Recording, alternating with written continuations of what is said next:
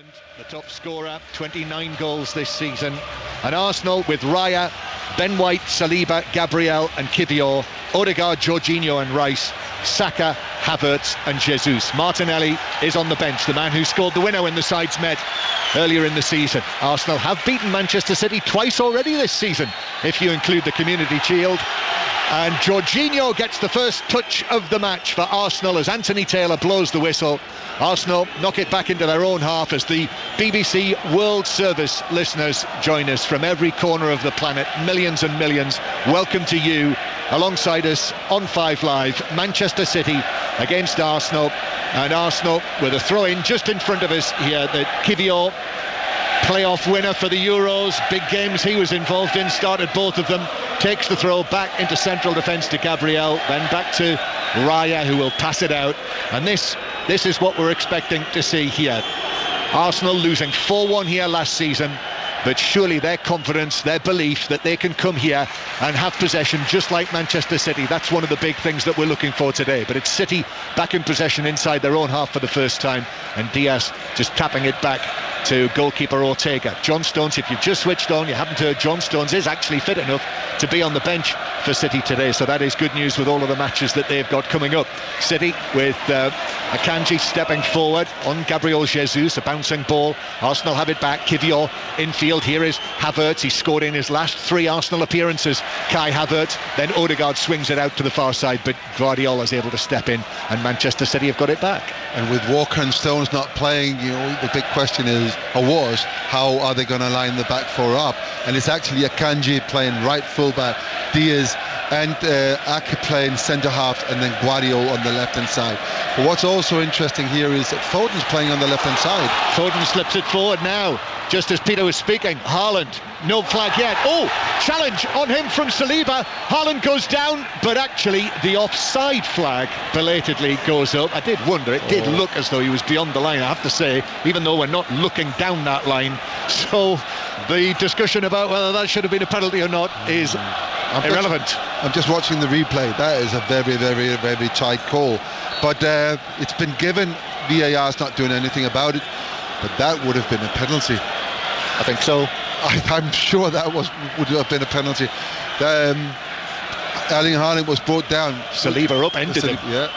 Free kick then for Arsenal. Raya, all in black, takes it downfield. Havertz heads it infield, but Arsenal lose possession, and it's Akanji bringing it forward. Akanji, Bernardo Silva now, first time on the right hand side, a chance for him to run down the wing. Oh, he's beaten Kivior, and then he's pulled down by Gabriel Jesus. He was away there, he would have been away into the penalty area. Anthony Taylor's just going to think about it. He's given the free kick, but my expectation is that a yellow card will follow for this, or rather should follow for this. Yeah, if he doesn't give him a yellow card, I think that's wrong. I mean, Bernardo Silva's clearing. He's on his way into the penalty box. It is a goal chance that he's taken away from him. He's not the last man, but that should have been a yellow card earlier on in the game here. But great play by Bernardo Silva. I was just saying that before when Haaland was caught offside, that Phil Foden's actually playing on the left hand side. I expected him to play on the right hand side and then Bernardo Silva on the left, but at the beginning of this game, Bernardo Silva was playing on the right, and he did really, really well there to get clear in sort of at the corner of the penalty box. But he was brought down just outside, and Gabriel Jesus, he escaped without being booked, which I think is wrong. Free kick then for City on the right. There is a breeze. It's ruffling the shirt of Kevin De Bruyne, his number 17 on his back, waiting to take this right-footed from the right-hand side, a packed penalty area. De Bruyne high in towards the back post, and the defender was there, Ben White underneath it to head it up and beyond the far post just as Haaland was arriving, and they've dealt with that first set-piece test, and it is a corner, first of the match, to Manchester City. So De Bruyne will make his way all the way over there to the far side. Manchester City now know that it's not possible for them to go back to the top of the table today. City have not been top since November at the end of a round of matches. So De Bruyne will take this, retrieves the ball, places it on the quadrant. Kanji is right up against Raya, delivery to the near post, it's bounced a long way and then headed away by Jesus. as City with Guardiola goes around the outside of Jesus into the penalty area. A right-footed cross to the back post. That's headed away by White. Comes out to the sky blue shirts of Manchester City, where Foden takes it down and plays it back to Kovacic near the halfway line, and then Guardiola back to that was interesting, because Guardiola, the left fullback, was actually going around Jesus on the right wing position, and Jesus let him go this time. He did, and probably wise. De Bruyne plays it infield but passes it straight to Declan Rice, and Arsenal have it on the edge of their own penalty area. Erling Haaland, who's not scored in 11 of his last 16 appearances for club and country. Started both of the matches for Norway, who've not qualified for the finals, as does Odegaard. But the other side of that coin is that he has scored 10 in his last 5 matches. So it depends whether your glass is half full or half empty on that one. Whatever the facts and figures, you don't want to be letting him. The thing about him is you're surprised every time he doesn't score. You are. And when we were here, that extraordinary miss that he perpetrated in the Manchester derby, which was unbelievable. I don't think we'll be seeing another one of those in a hurry. You wouldn't have thought. Here's Haaland then on the halfway line against Gabriel, and then Saliba goes down clutching his right ankle. It was a collision with De Bruyne. Free kick taken quickly, and he's quickly up on his feet as well, because Arsenal are on the move. Here's Saka for the first time. Mikel Arteta said he'd not been able to train. He'd had a little bit of a muscle strain with England. Didn't play in either of the matches. I think that he's got an Achilles issue that he's dealing with, Saka. So we'll have to see how sharp he looks as City with Kovacic play the ball back into their own penalty area. And actually, Peter, you did mention before the game, we already say that Jesus might have received a yellow card. That was a big issue in the match in the league in London, where Kovacic was might well have received 2 yellow cards. Absolutely. The first challenge on Odegaard, as I remember it, was like more an orange card than a yellow. And you're thinking, okay, one more foul and he's off. And then that foul came 16 minutes later against Declan Rice, and that was even worse, and he didn't even get booked for that. Here is Rice on the right hand side. White on the overlap down into the full back position. A right footed cross from him. Jesus takes it down and shoots wide of the foot of the left post as he looked at it from 12-13 yards out. Great play by Arsenal. Ben White making the overlap, getting the ball, and thinks it across the pitch to across the goal to Jesus, who hesitated a little bit. I think he was out of balance and was trying to have his shot was as he was leaning back, so it was a weak shot just outside of the post, but the first chance in the game. It is the first attempted goal wide of the foot of the post. Manchester City, the size of the task that Arsenal are trying to achieve today. Manchester City on a 22-match unbeaten run in all competitions.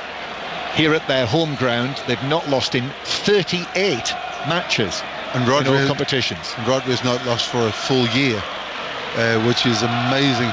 And this is what they're capable of. We know that. We saw that last season. They can just win and win and win. And at the end of the season, they win the championship by 1 point. They are not shaken about the situation, even though they're 4 points behind Liverpool. They know if they win the rest of the remaining of their games, they will more than likely win the Premier League again.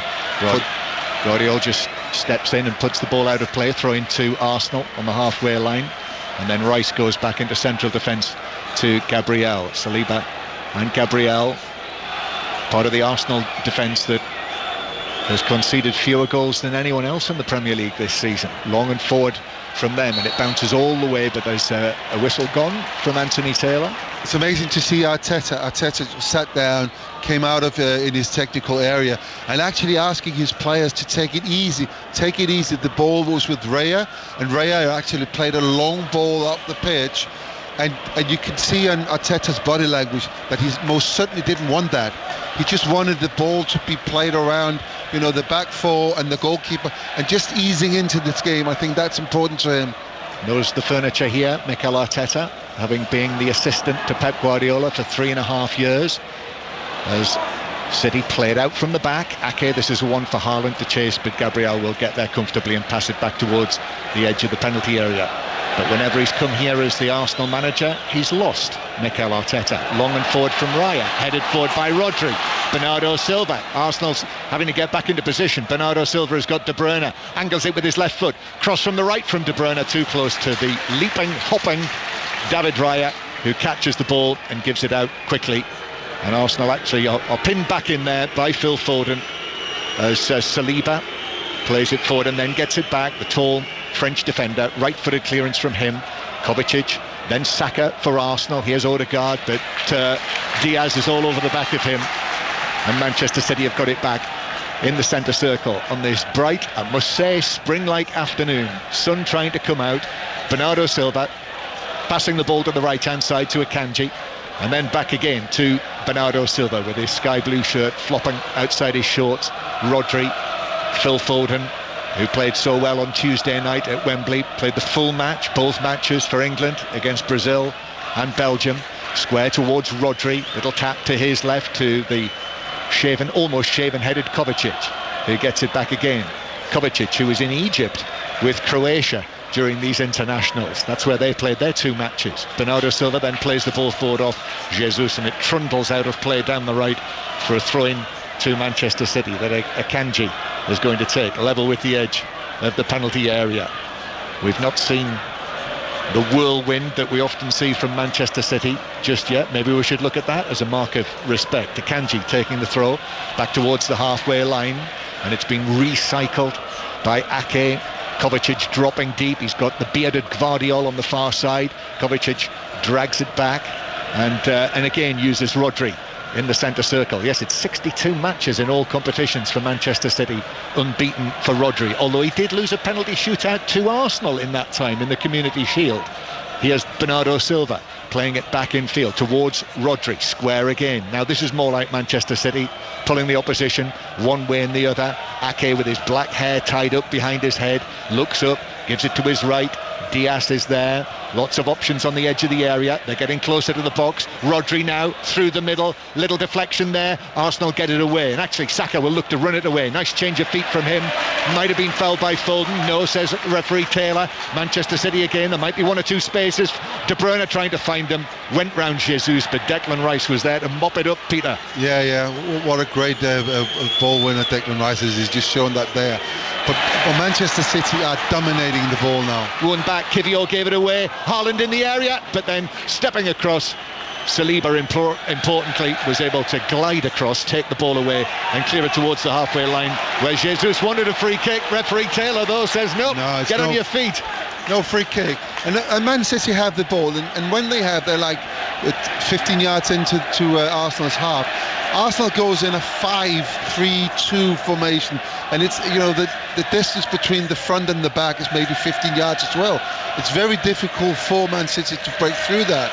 But Arsenal struggling to get out as the ball is played in from the right-hand side by Diaz, and it's chested back to Raya. So Manchester City 0, Arsenal 0 is the score here. 5 Live and the World Service, and also underway right now the Women's League Cup final, where it is Maz Faruqi.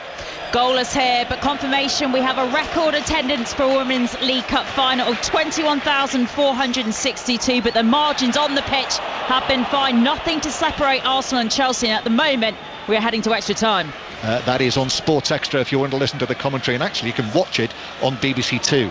West Ham 0, Brighton 0 in the 3 o'clock kickoff in the Women's Super League, where Manchester United won 4-1 against Everton earlier. And at half-time in this match, I'm sure that we'll hear from Jurgen Klopp and possibly Roberto De Zerbi as well after Liverpool's dramatic win.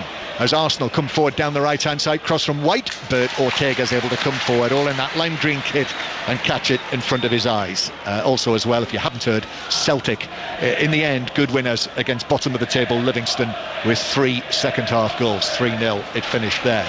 But 0-0, Manchester City 0, Arsenal 0. Plenty of respect being shown, but a familiar pattern emerging of Manchester City possession here on their home ground. But against this Arsenal defence, this will be a test. And it's an interesting thing to see, because obviously Arsenal are used to be in control of the ball, but they're defending really well. They're defending deep, and there's no distance between the 3 lines.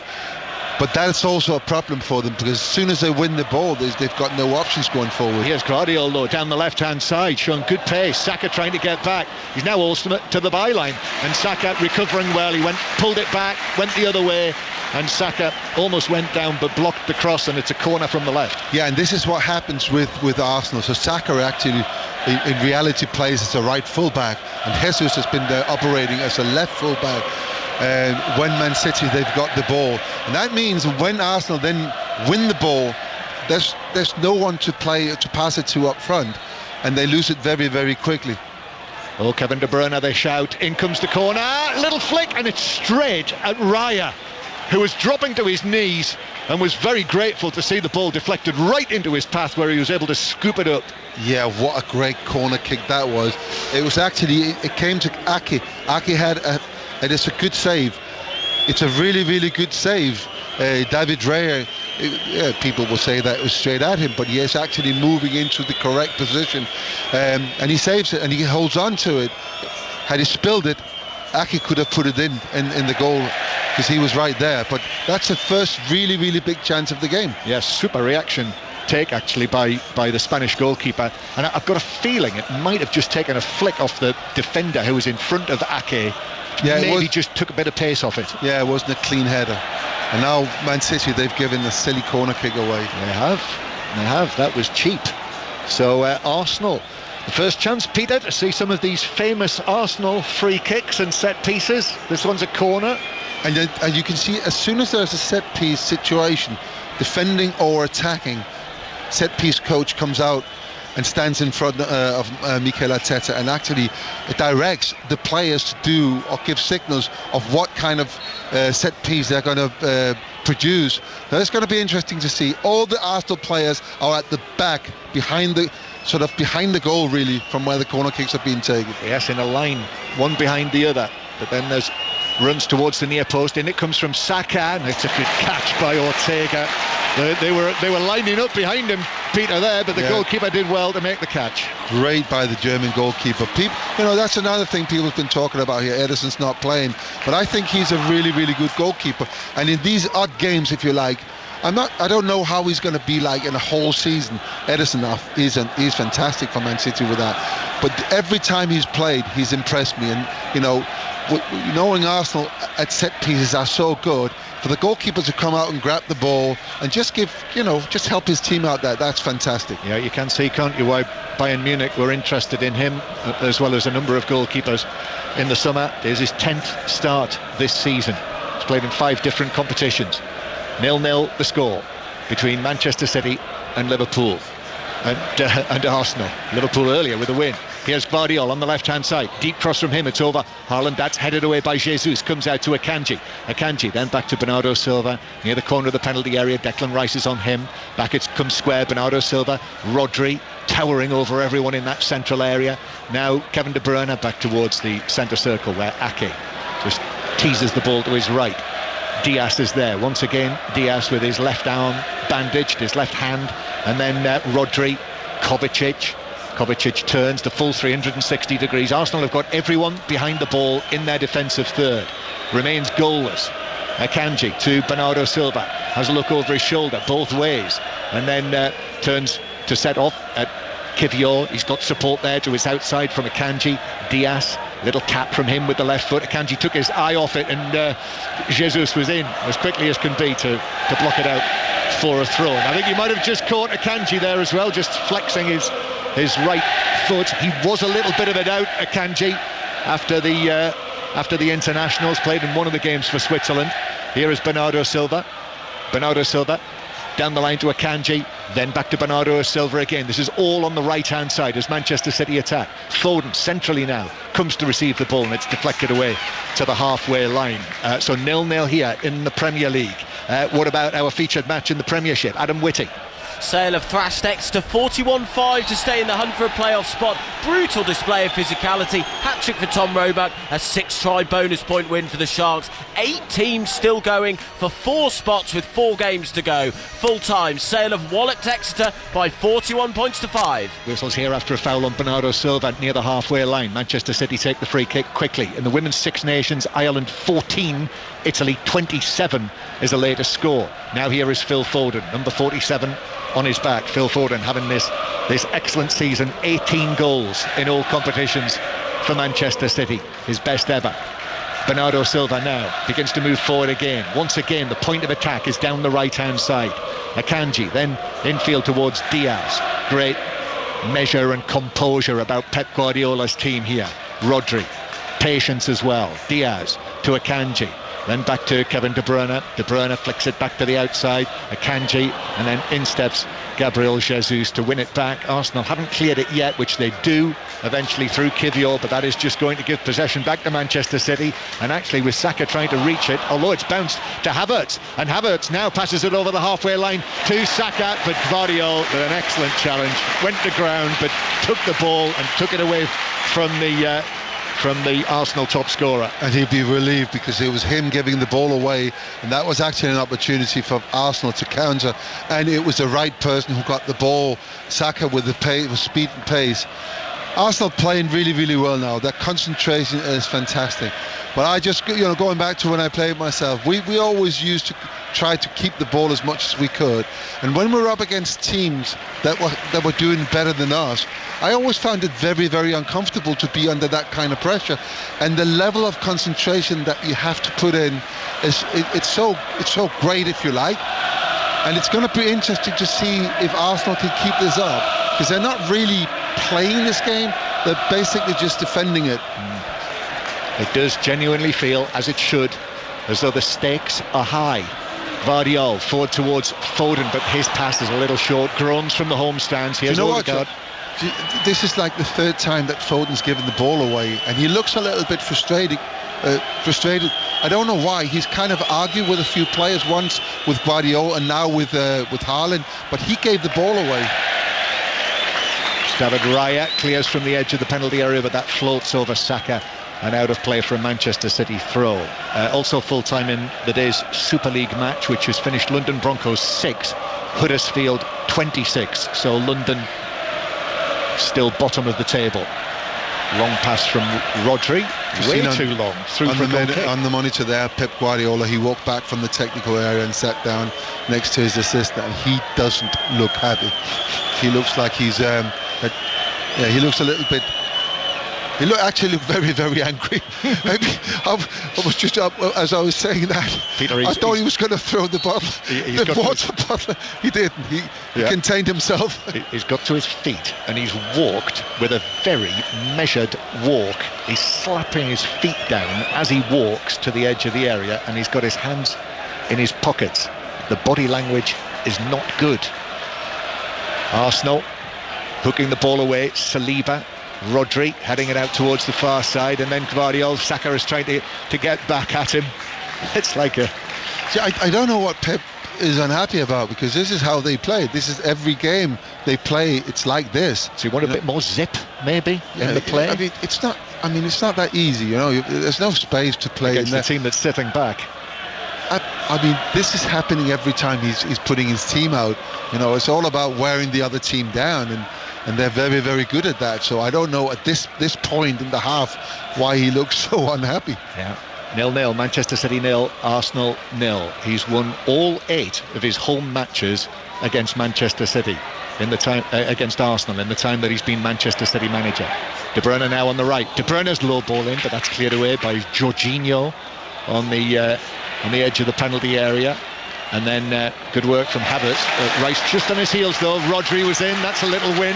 Rodri against Rice, the much billed confrontation, and here he is again. Rodri, 2 goals against Brazil for Spain on Tuesday night in that 3-3 draw in Madrid. Akanji now on the right-hand side. Rodri makes himself available. De Bruyne, a lovely little reverse pass. Akanji's cross though is straight into Kivior, who's able to control and clear it away to the halfway line. But effectively this is like attack against defence. Manchester City, the champions, against the now former leaders for the time being, Arsenal, after Liverpool took over at the top. Diaz, right-footed ball, high, angled out to Gvardiol, who gets it down up against Ben White. Ben White sticking closely to him over there in the Arsenal right-back area. Foden, then back towards the halfway line, and Rico Lewis is being called for by Pep Guardiola with, well, not 25 minutes on the clock, so someone you would think has to have a problem. Rodri steps inside, just overran it, and then Arsenal were all over Rodri and took the ball away from him. And now Odegaard racing over the halfway line, passing it forward towards Havertz. Saka's available in the middle. Jesus joins the attack as well. Havertz still in possession. Then to Jesus, slips it forward. Havertz slides in on the goalkeeper. Ortega has been able to grasp the ball, but Havertz has collided into his chest possibly and stayed down. Really good play by Arsenal, winning the ball and countering. This is what Arsenal, they're waiting for. Ball got to Jesus, he passed it in to Havertz. I think Havertz got every right to go for that ball. I don't think there was any malice as that, but it was brave goalkeeping by Ortega. Yeah. Actually, just looking at the replay there, Havertz know that he's not going to get the ball and he's trying to pull out of it. So not bad. Great goalkeeping, by the way. Yeah, you wouldn't have any issues there, Peter, if someone had they had the right to go for that, Havertz. No, I think he had the right. It's actually Ake is he's down. Ended up with a problem. So that's clearly what the issue was. So they're having to make a change. So maybe that's part of the reason for the annoyance that there's another injury there. Yeah, could be. And Ake started both matches for the Netherlands. Yeah. And actually, in this counter-attack, I was just gonna say what clever play by him, because he dropped down and actually stopped Jesus from going in on goal himself in that counter-attack. And in that situation, he didn't look like he was injured, but he's limping off now. Clearly something not right there. No, and he shakes his head as he reaches Pep Guardiola, who looks down in that black polo neck and rubs the top of his shaven head. And Rico Lewis is onto the field, who was eventually called up to the senior England squad, having played for the under-21s over the course of the last week. A new substitute for England, but hasn't had a great deal of football in the second half of the season. No, but he did play in the game in against Arsenal, and he started the game against Arsenal in October, and played quite well. Yeah, no, he certainly, as Kovacic does well against Saka. They enjoyed that long ball forward for Haaland to challenge Gabriel, and now De Bruyne's onto this on the halfway line. Oh, and then he is very, very firmly challenged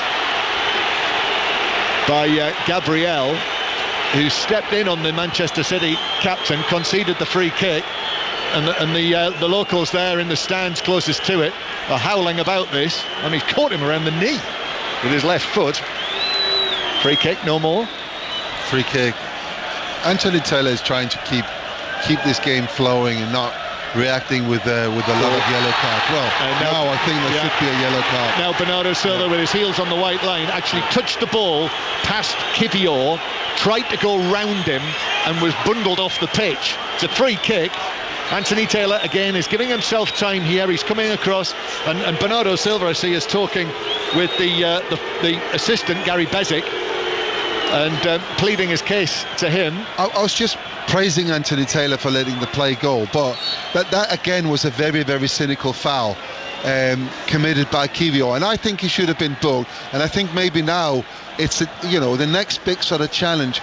He needs to give a yellow card for that, because if it carries on like this, we'll see something very nasty very soon, I think. Free kick from out on the right for Manchester City. 0-0 the score. In it comes, headed down and away by Havertz. It has finished West Ham 0, Brighton 0 in the Women's Super League, by the way. And at half-time, we will, I would expect, hear from Jurgen Klopp, Roberto De Zerbi, after that exciting game where Liverpool came through by 2-1, having been a goal down for some time in the match. So that is coming up at half-time. Ireland 21, Italy 27, the final score in the Women's Six Nations.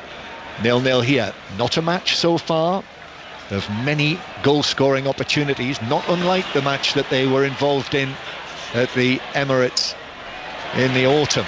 And here is Havertz, who shows exceptional footwork in a close area, middle of the field. Kivior, who perpetrated that latest foul on Bernardo Silva, but still no yellow cards in the match. Odegaard receives it from his goalkeeper.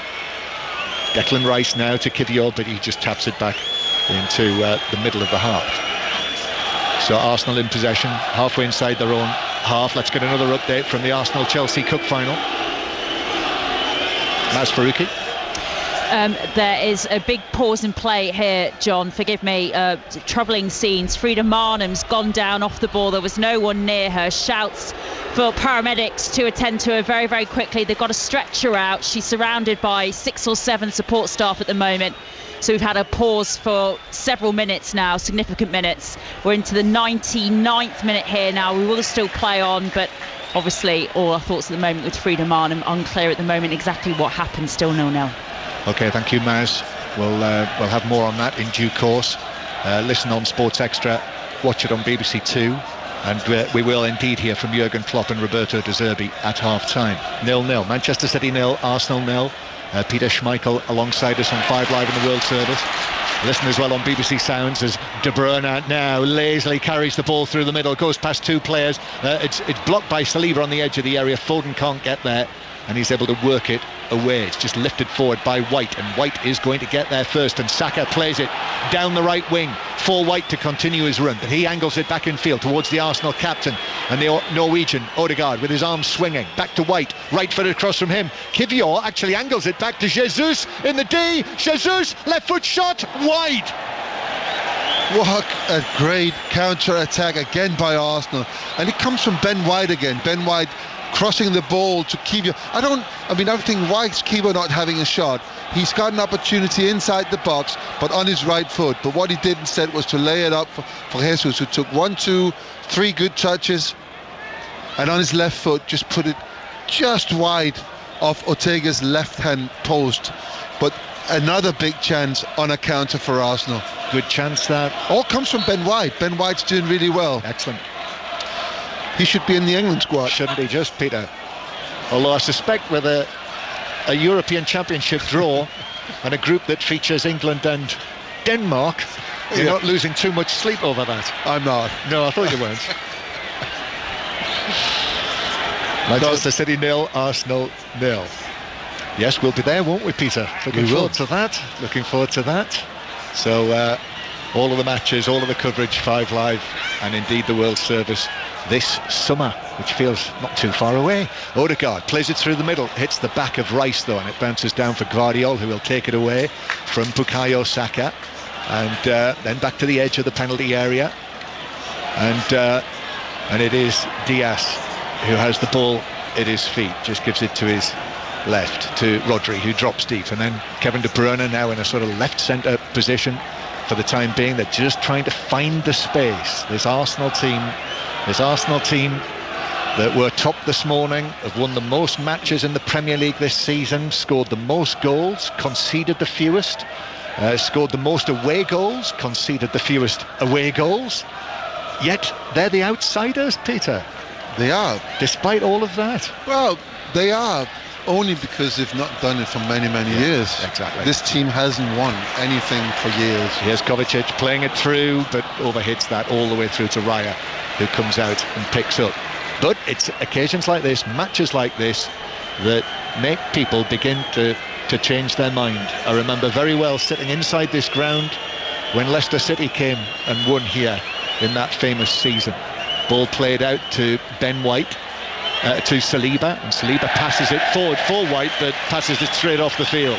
And that's more to Pep Guardiola's liking, clapping his hands. Yeah, not to Ortega though. He turned around and started to shout at his bench. I bet. Gesturing, like what is he doing? Kovacic. But they're pressing really well. When Man City don't have the ball, when they lose it, they how quickly they attack. It's very impressive to sit and watch.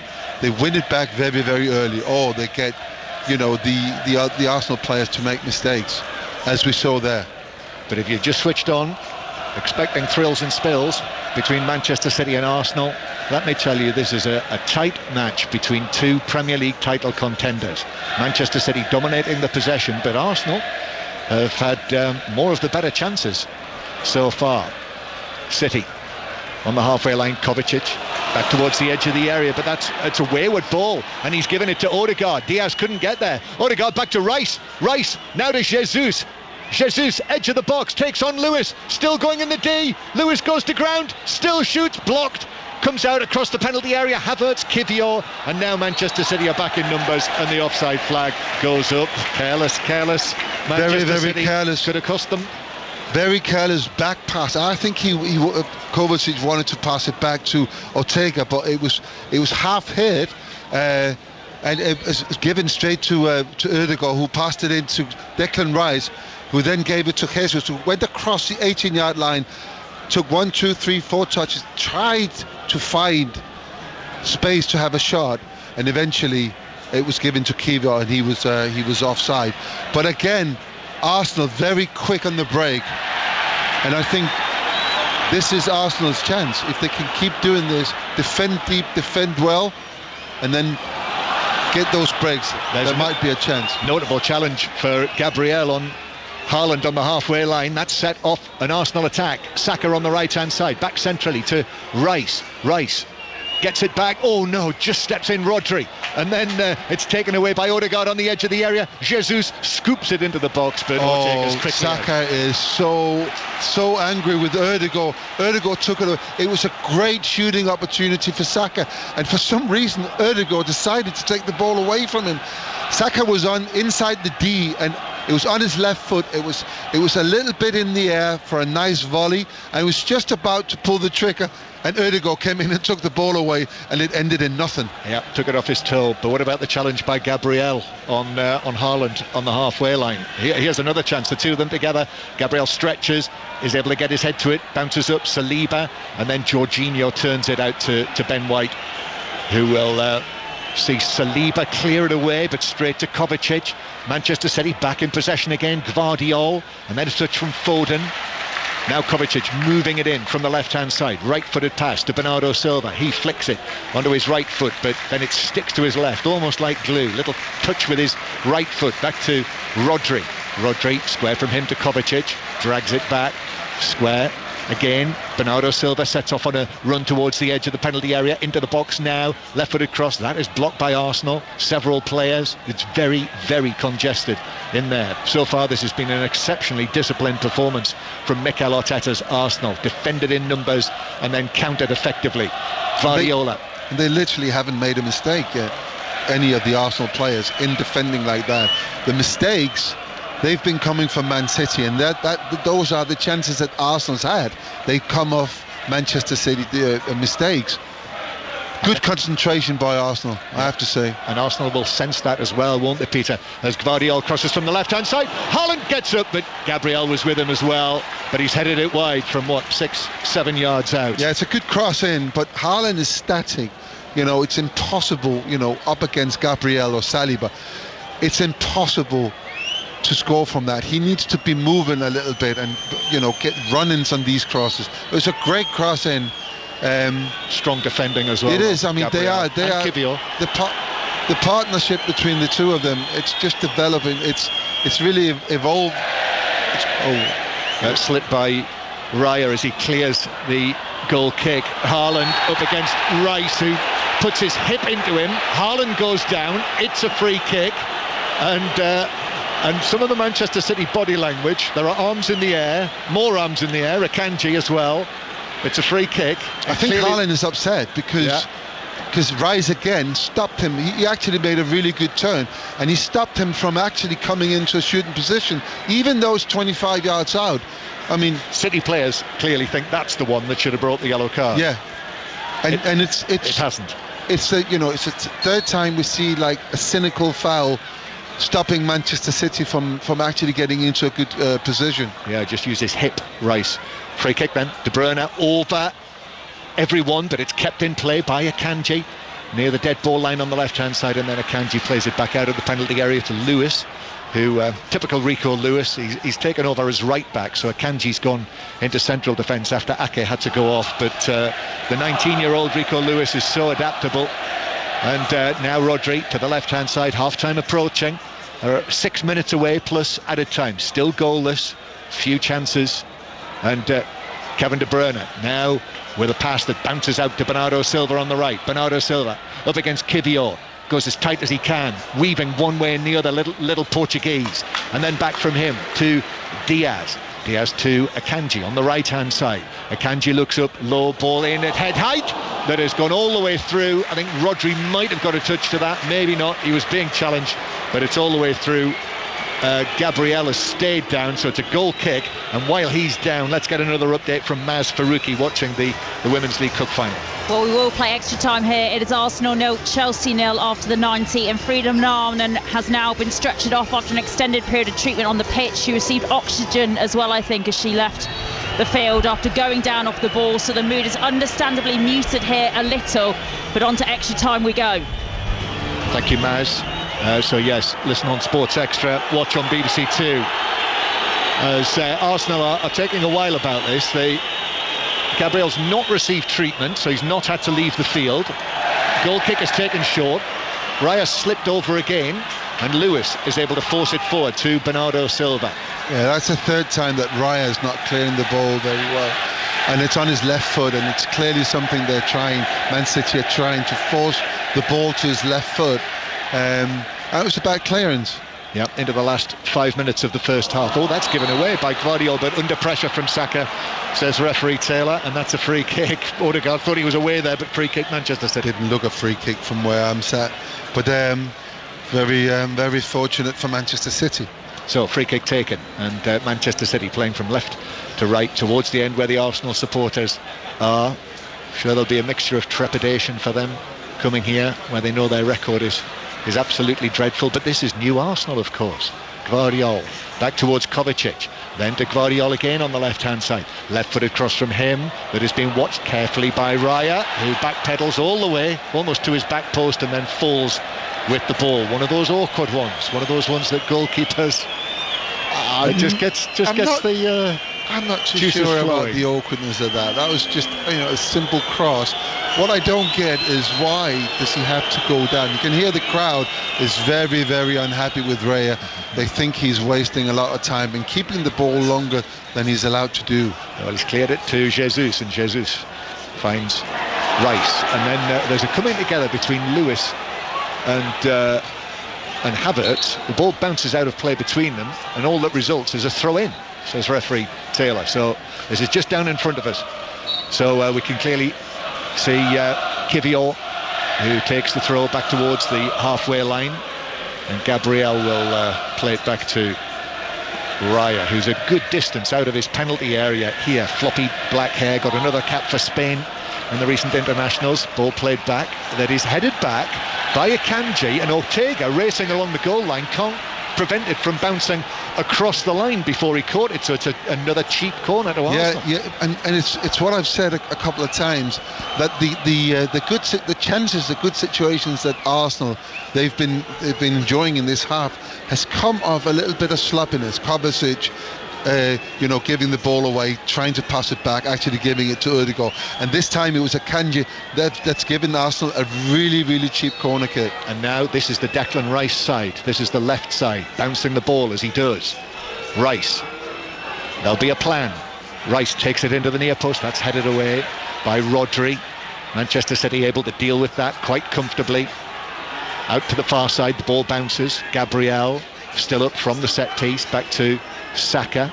Phil Foden in front of him. Saka's short pass to Odegaard, and Manchester City are able to smuggle it away, but Declan Rice is there to win it ahead of Kevin De Bruyne, and then Rice curls one over, but too much on that, all the way through to Ortega.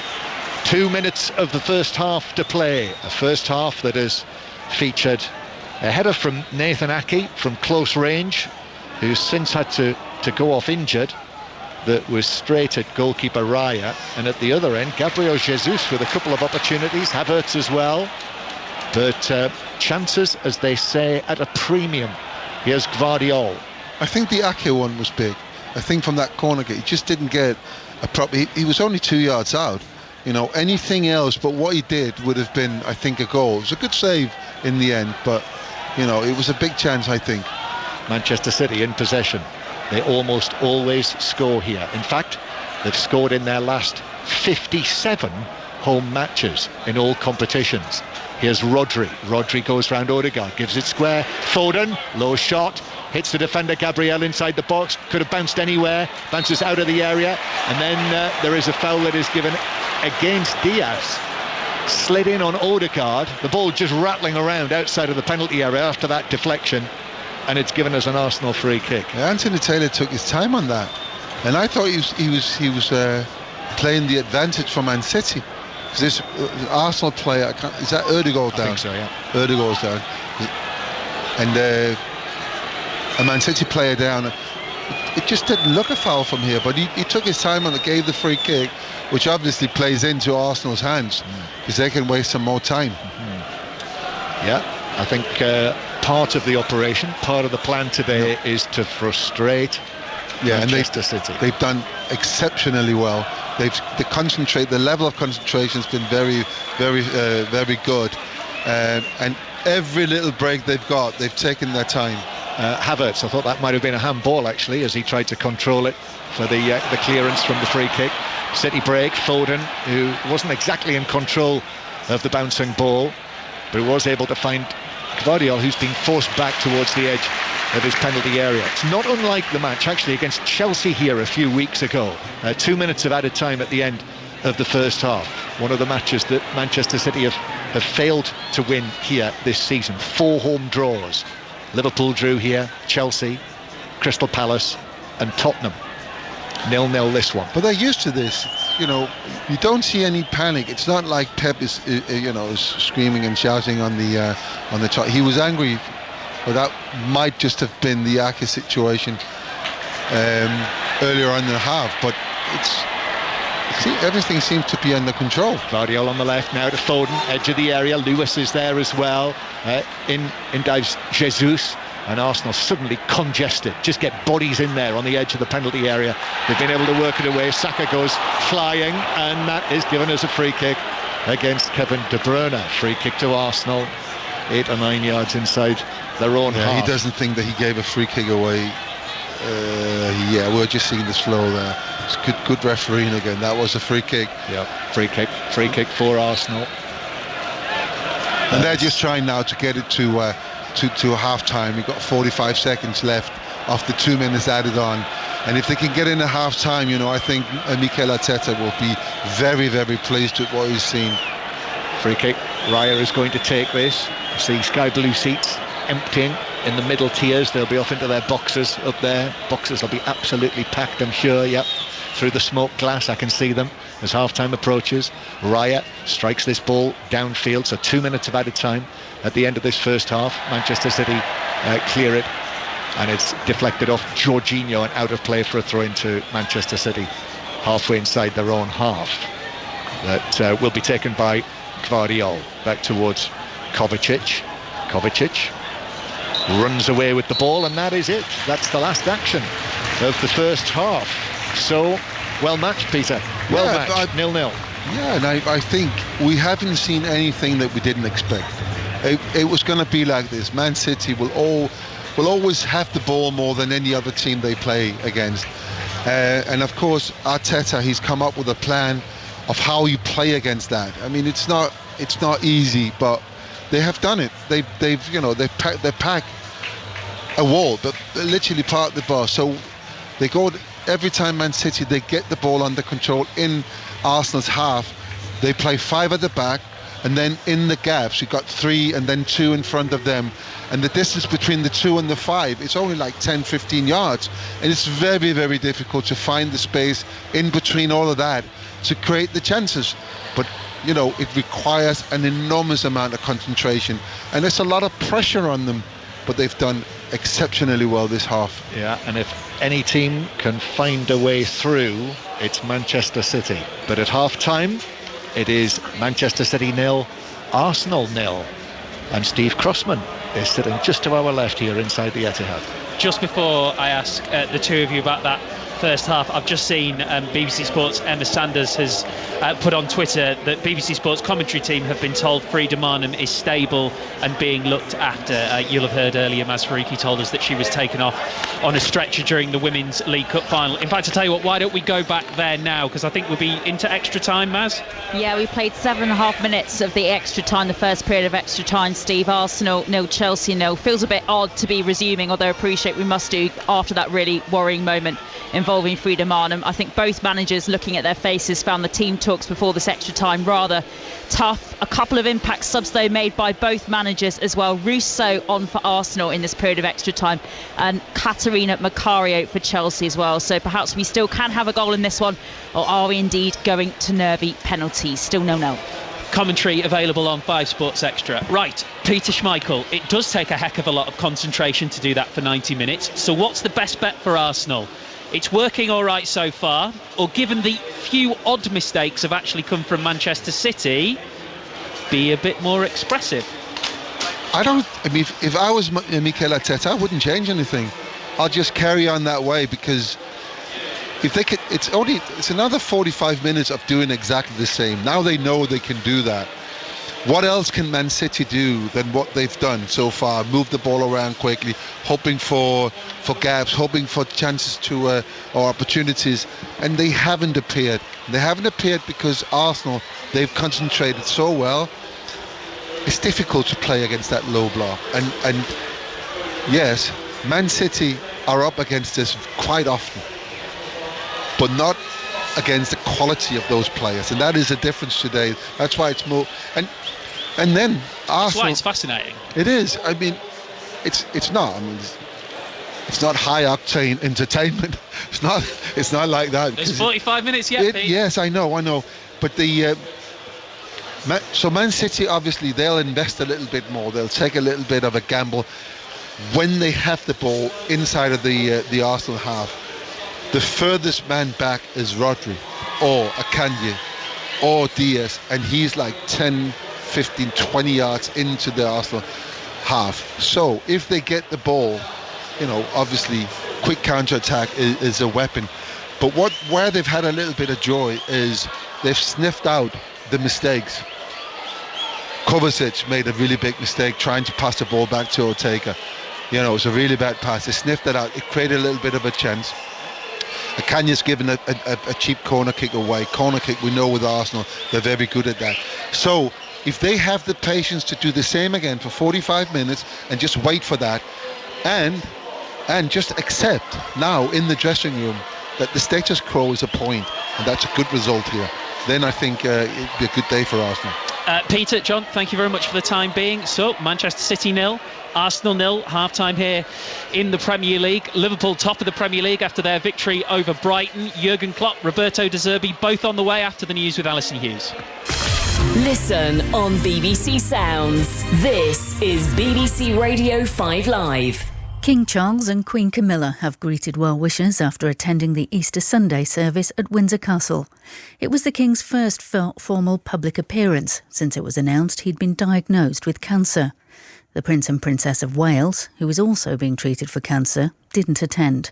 People in the crowd supported the way Charles and Catherine shared their news. I think they've managed it incredibly well. I think they've got the measure right with how much information to give to the public, and I think it brings the country together and unites us in hoping that they battle through. I think the royal family have handled it really well, and I think they need that privacy and they need that time to get together as a family and support each other.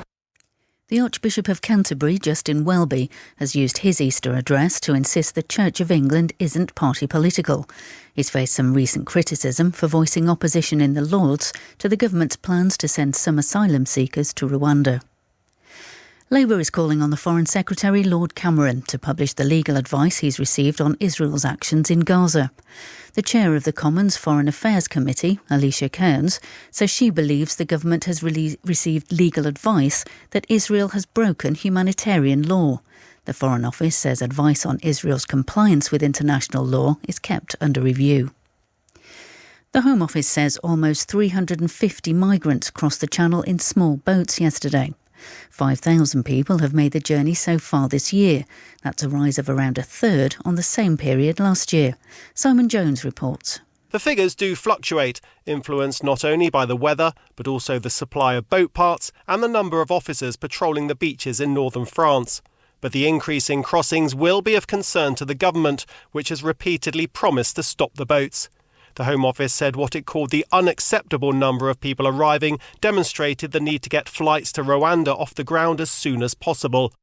Labour says the Conservatives' promise to stop the boats is in tatters. And the British-American actor Chance Perdomo has died in a motorbike accident. He was 27 and best known for his role in the Netflix horror series Chilling Adventures of Sabrina. Welcome to the Wild West of 1980s wrestling. A world of chair throwing, blood spilling, steroid taking, and spandex wearing. Bruiser Brody was pulling in crowds all around the world. He would burst through the curtain and fans would scatter. But then, at the height of his fame, he's gone.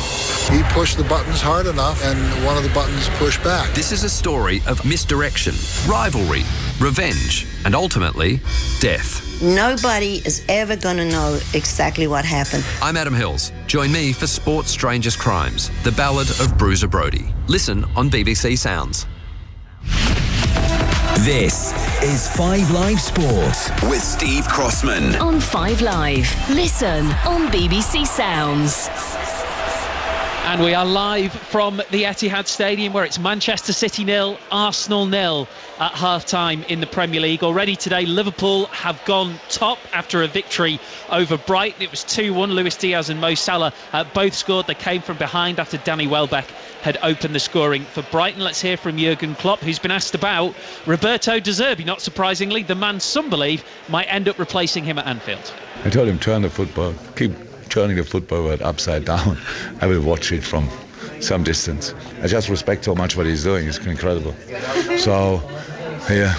But we played the best game against them since we face each other.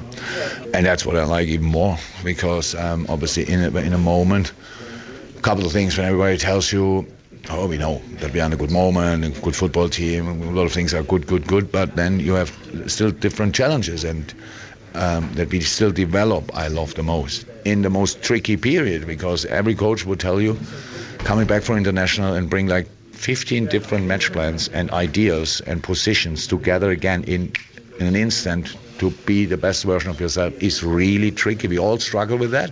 Got to come through the stands to get to this position. There seemed to be a real kind of added buzz in the fan base, all rushing off for City against Arsenal. You've just seen a couple of fans there. Did it feel a bit different today? Not at all. For 1 second. Yes, if I have time and after press conference and everything, I will watch the game, but it's not that I sit there and because there's no result which helps us really. To be honest, if I'm 100%, I don't know. So didn't think about it. It's not important. So let's just let them play football. We do the same, and in the end we will see.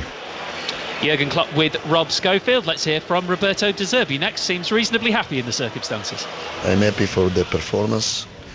I'm happy for the behavior my players showed, but I'm sad, I'm disappointed on result.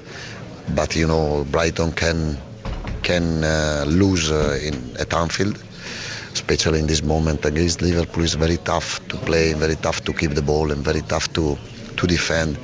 They have qualities, incredible qualities, physical qualities, technical qualities. I think human qualities, because they are used to playing with soul, with pride, with incredible attitude. To reach our target, I think we can find the points in other stadium. Roberto De Zerbi, the Brighton head coach. So Brighton stay 9th, they're a point behind Newcastle in 8th. 8th is probably what will end up being the last European spot, but we will wait and see. 08085 909 693 will be the number to call for 606. Lines are opening up as we speak to talk to Robbie Savage and Chris Sutton once we are done here at the Etihad. Afternoon, Robbie. Afternoon, Steve. How are you? Yeah, really good, thank you. Normally I would say what's on the agenda, but I suppose that sort of depends on the next 45 minutes here. Yeah, I think that is correct, the next 45, because that first half was awful, wasn't it? Tactically it was okay, but was Did it... you think? It might be one of those things when you're in the stadium, maybe you sort of feel the intensity of it. It's been a dreadful first half, let's get it right. There were 2 shots on target, Steve, in a game, 2 of the best sides in the Premier League. I think Liverpool will be hoping for the draw. I actually fell asleep watching that first half, it was that bad. How do you know what happened then? Because I've been told. It's a very, very good point, Steve. But listen, I know what you mean, Rob. Each to their own. I mean, a good point. Arsenal fans, you would think, and they'll tell you, I'm sure, they'd snap your hand off for a point, wouldn't they? Yeah, I totally agree, especially with their record at the Etihad, Steve. And listen, there's going to be more chance in that second half, but I'm sure that Arsenal would take the point. Liverpool would take, the draw. I thought they played well. Listen, they deserve to beat Brighton as well. So right now, this second half is massive. The point would be much better for Arsenal. I think City, will come out better in that second half and have a goal. It's been a cautious affair. So much on the line. But again, I think the big talking point is justice for John. I don't know if you listened to the show last night, Steve. But John Murray was getting hammered from a caller saying about all he does in commentary is stats. So justice for John. I hope he hasn't done too many stats today. But I was pleased, Robbie, when you told me that there was a real groundswell of support that followed that. There was, John. That's nice. That's really touching. That's heartfelt. So can we have Steve in this second half and the callers 08285 909 693 just note down how many stats the Chief makes in this second half, because that could be the big talking point tonight. 606. Robbie, at the moment it's a game that lends itself to stats. Yeah, so you agree with me that it was a terrible first half? Not the best I've seen, no. But however, at this stage of the season, this is, it's more interesting at this stage of the season than it would be if it was 4 months ago. And do you know what? If Arsenal get the winner, Steve, do you think Chris will be talking about the celebration police? I hope not, because we've heard that one before. 08085 909 693. Cheers, Robbie. Have a good one. Robbie Savage and Chris Sutton will be with you for 606 once we're done here at the Etihad. We're not done at Molineux in the Women's League Cup final. Extra time. Maz Faruqi. Yeah, half time in extra time. It is still Arsenal 0, Chelsea 0. There was a wonderful chance for Katie McCabe to head in at the far post as she made the run down the right, but it just went wide. That the best opportunity at the first period of extra time for either side. We've got 15 more minutes and then there'll be penalties. We will find out which way it might go shortly. In the WSL, Manchester United came from 1-0 down earlier to beat Everton 4-1. Ella Toone got 2 of the goals. She becomes the first woman to score 50 for the club. Yeah, really special. I actually forgot that if I'd scored another goal it was my 50th, because I've been on 49 for that long. Someone reminded me after the game, so yeah, very special day for me. So nice to score for your club, but to score 50 times is, dream come true. It's nice to be the first Man United women's player to reach 50 goals for the club, but for me it's not about that, it's about winning games week in, week out, and today was tough, but we made sure that we shown character coming out in the second half and put 4 goals away in 45 minutes, so we're happy with that. That's Ella Toone. Don't forget Women's Football Weekly with Ben and Ellen, well worth listening to, and you can find that right now on BBC Sounds. Here inside the Etihad Stadium, almost ready for the second half in this game between Manchester City and Arsenal. If it were to finish this way, you would have Manchester City third on 64, Arsenal second on 65, Liverpool top on 67. It says everything about this fascinating title race that just 1 goal for Manchester City would mean that we would have 3 different teams who have been in and around first position over the course of the weekend. That would make it 67, 66, 65, but there's 45 minutes to go until we know who is going to be leading the Premier League table beyond the end of the Easter weekend. The Arsenal players go into a huddle away to our left-hand side. Manchester City have joined us away to the right, and we're ready for second half commentary. John? Yes, with Erling Haaland just arriving in the centre circle. A gentle jog from him, blonde hair all tied up. No further changes at the start of the second half, so Manchester City having made that change, the injury to Nathan Ake, Ortega in goal, A back four now of Rico Lewis, the substitute, Akanji, Diaz and Gvardiol. Then Rodri with Kevin De Bruyne and Kovacic either side of him. Bernardo Silva on the right, Foden on the left, and Haaland up front. And Arsenal, as they started, Raya in goal, White, Saliba, Gabriel and Kivior the back four, Odegaard, Jorginho and Rice, and then Saka, Havertz and Jesus. Still quite a number of people actually still to come back into their seats. Maybe that's a reflection on the entertainment in the first half, but hopefully they'll be back there soon as Anthony Taylor blows the whistle and Phil Foden begins the second half for Manchester City in the sky blue shirts with the white numbers on the back, white shorts, blue socks, and a long ball forward from Ortega that Bernardo Silva was trying to reach near the corner flag, and Gabriel Jesus has kicked 3/4 of the way up the lower tier of the stand. Peter Schmeichel with us. Peter's been in the position both Manchester City and Arsenal face this season. Manchester City trying to win it for a fourth time, Arsenal trying to win it for the first time. Word from Peter in a moment, but City take the ball back towards the halfway line, and here is Kovacic. Applause for the substitutes who are coming out to warm up just down in front of us in the bright orange bibs, and Manchester City actually going all the way back, Peter, to the edge of their penalty area. Yeah, Manchester City are just playing the game they always play. A lot of patience, keeping the ball, waiting for the opportunity, waiting for the gap, and there Ortega just giving the ball away to Jesus, who then in turn gave the ball away. Yep, headed over to Man City. Yeah, headed over the top for Arsenal, but Diaz is under that. Scrappy stuff.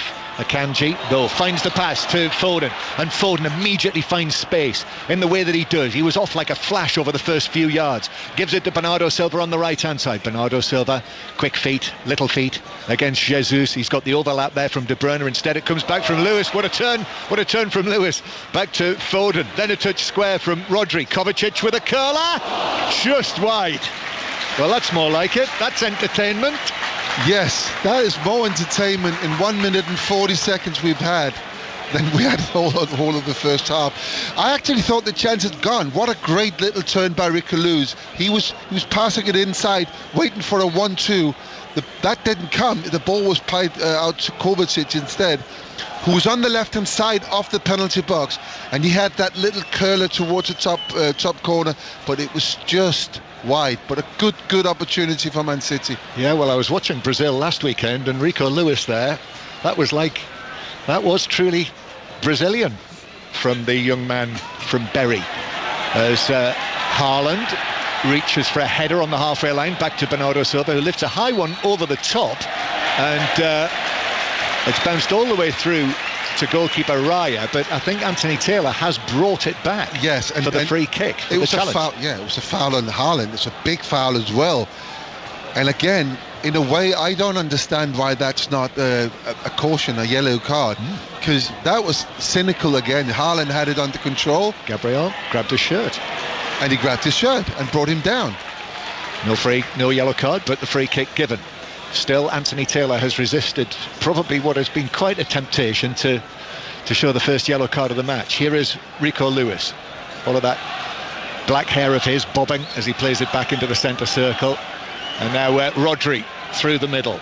Rodri to Haaland. Haaland, though, loses out to Rice. Did well, and then Gabriel Jesus round his old teammate Haaland, and then takes it on Jesus towards the left-hand side where Rice actually plays it back to the edge of the penalty area, and Arsenal go all the way back to goalkeeper Raya, who passes it out from the back.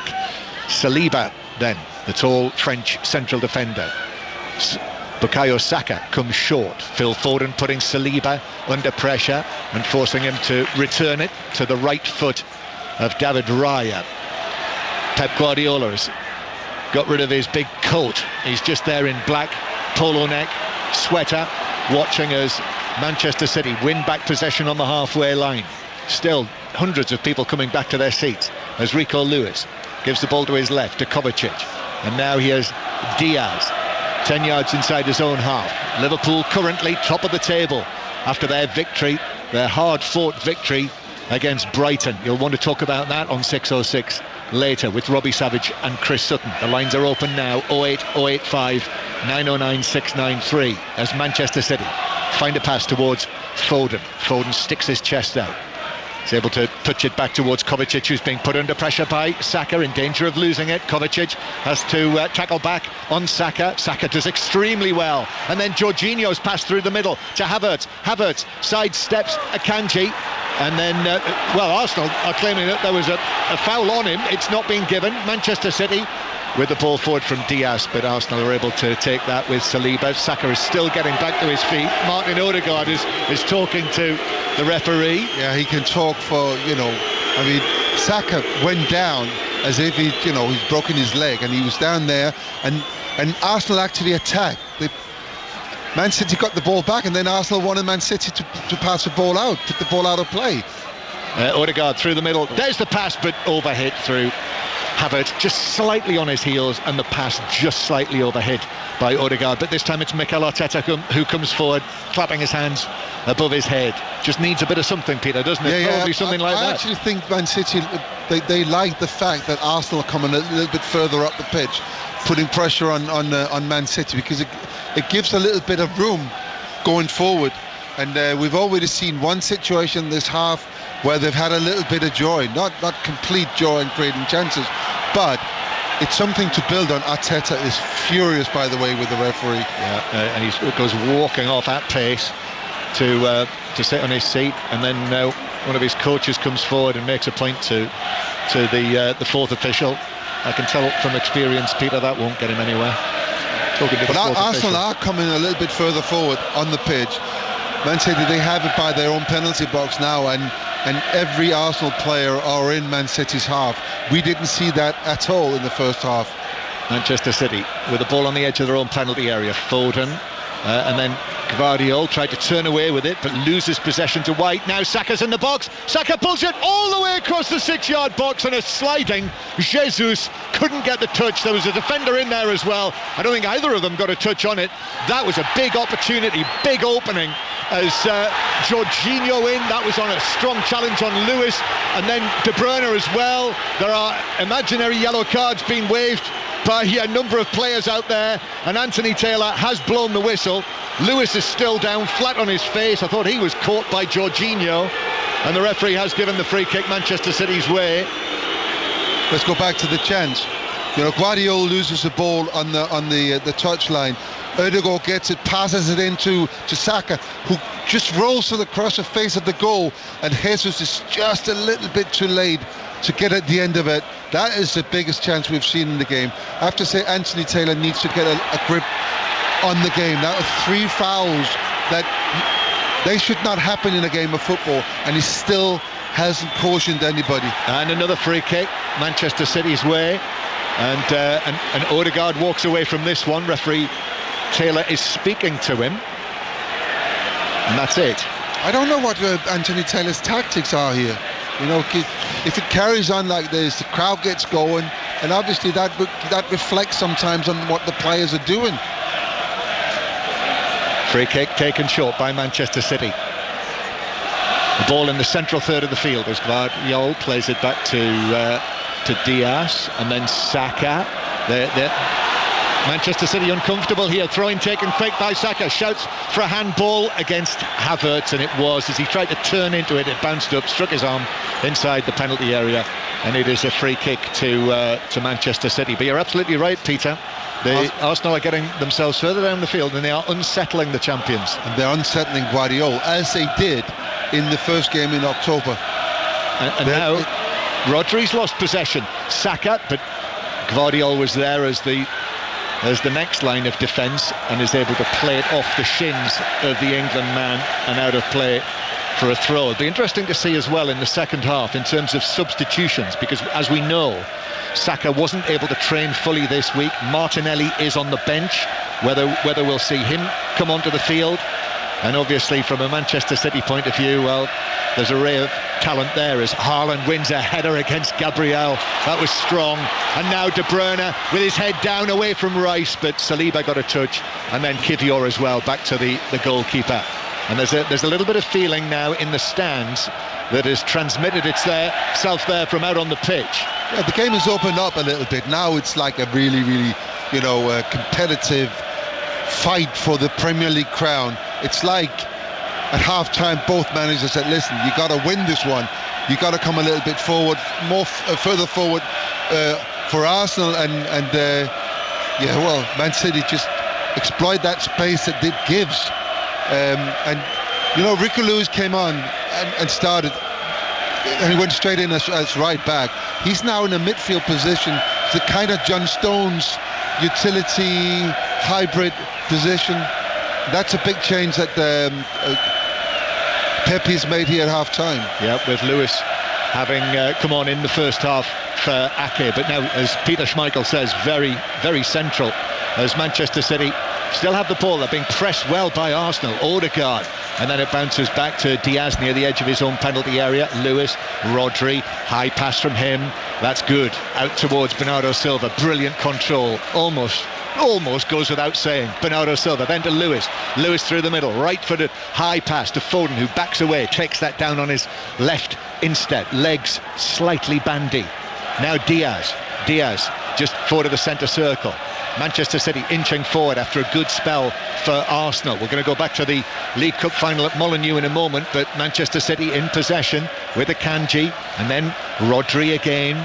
The Arsenal fans in exceptionally good voice. They know that their team needs their support now, with Manchester City and Rodri on the ball, and a long pass from Rodri, taken down by Bernardo Silva, up against Kiwior, who does well, the Polish international, very tight with Bernardo Silva, and then eventually it bounces out of play for what is a corner to Manchester City. So to Molineux, what's the news, Maz Faruqi? In the 116th minute, we finally have a goal. Stina Blackstenius with the strike for Arsenal. It seemed to go through Hampton. She got a hat-trick in the semi-final. Has she scored the winner in this League Cup final? Now, Arsenal 1, Chelsea 0 with 2 minutes of extra time to play. Arsenal might have snatched it there. Manchester City with a corner here. Foden swings it in, comes off the head of Gabriel for Arsenal, which takes it right across the penalty area. And Haaland is able to keep possession for Manchester City. Now through Kovacic, back to Bernardo Silva, who's actually got a little bit of space in front of him, so takes it on. But Arsenal have got everyone back there, the red shirts with the white sleeves. And now Rico Lewis again, Peter. We're back to what it looked like in the first half. Arsenal back defending very deep in that 5-3-2. De Bruyne in an offside position as he receives it from Rodri, so it's a free kick to Arsenal halfway inside their own half. So yes, lines are open for 606 08 085 909 693 to talk about the day's action. We do have an Easter Monday special, 5 Live Sport tomorrow from 2:30, so all of the afternoon action will be covered for you with Aaron Paul and Sam Parkin and Lee Cattermole, and then coverage of the midweek matches in the Premier League. So there's another round of matches Tuesday, Wednesday, Thursday night. 5 Live Sport every night for that. And a little mention as well, next Sunday, another massive Sunday, commentary on Rangers Celtic and Manchester United Liverpool. And Pep Guardiola's just turned to his bench to ask Doku and Grealish to get ready to come on the pitch. So that means he's I think he's going to take Foden off. I don't think Foden's played particularly well today. No, it's not been up to the standard of so much of this season. And he did have he had an all-action night for England on Tuesday night. He's just looked a little bit frustrated, He's argued with teammates and just not the player that we normally see, the quality of what he normally produces for his team. Yeah, and he's a contender for player of the season this season. Manchester City 0, Arsenal 0. City with the ball at the back as it's played up towards Foden. So yes, both Grealish and Doku coming on. We did wonder before the match whether it might be one or the other who'd be starting. In the end it was neither, as Rodri takes it down. Awkward height. Rodri then slips it forward to Lewis. He's the one breaking forward, finding the space, the teenager. Now Bernardo Silva on the right hand side, running at Kiwior, comes inside, drags it back. Kiwior goes with him, still with him. Bernardo Silva weaving one way and the other. Jesus comes across to help, and actually Kiwior gets the foot in and does exceptionally well against Bernardo Silva. That is not one of the easiest tasks in the game. However, it's bounced back into the Arsenal box to Haaland. Foden back to Rodri, left foot shot, that's blocked. 2 players diving in front of that. Gabriel threw himself in front of it. Ben White as well, who's come off worst in that. He's stayed down. I think he might have been struck amidships. Foden through towards Haaland. Foden again, but there are 4 Arsenal players around Foden. I think Odegaard caught Foden. He did. It's a free kick. Odegaard protested, threw his arm up in the air when Foden went down, but it's a free kick in a good position, right of centre, Peter. Yeah, it looked a very aggressive tackle. He came in from behind, like we were seeing now. Yeah, it definitely is a foul. It's definitely a foul. Now, in a good position, not so much a shooting position. It's a little bit further out than that, even though that Kevin De Bruyne is actually lining the ball up as if he's going to have a shot from about, 25, 30 yards? Yeah, given the angle, it will be. Bernardo Silva's there as well. It looks more like a cross into the tall players. Haaland, Guardiola, Rodri, Akanji, they're in there with Foden right behind them. Yep.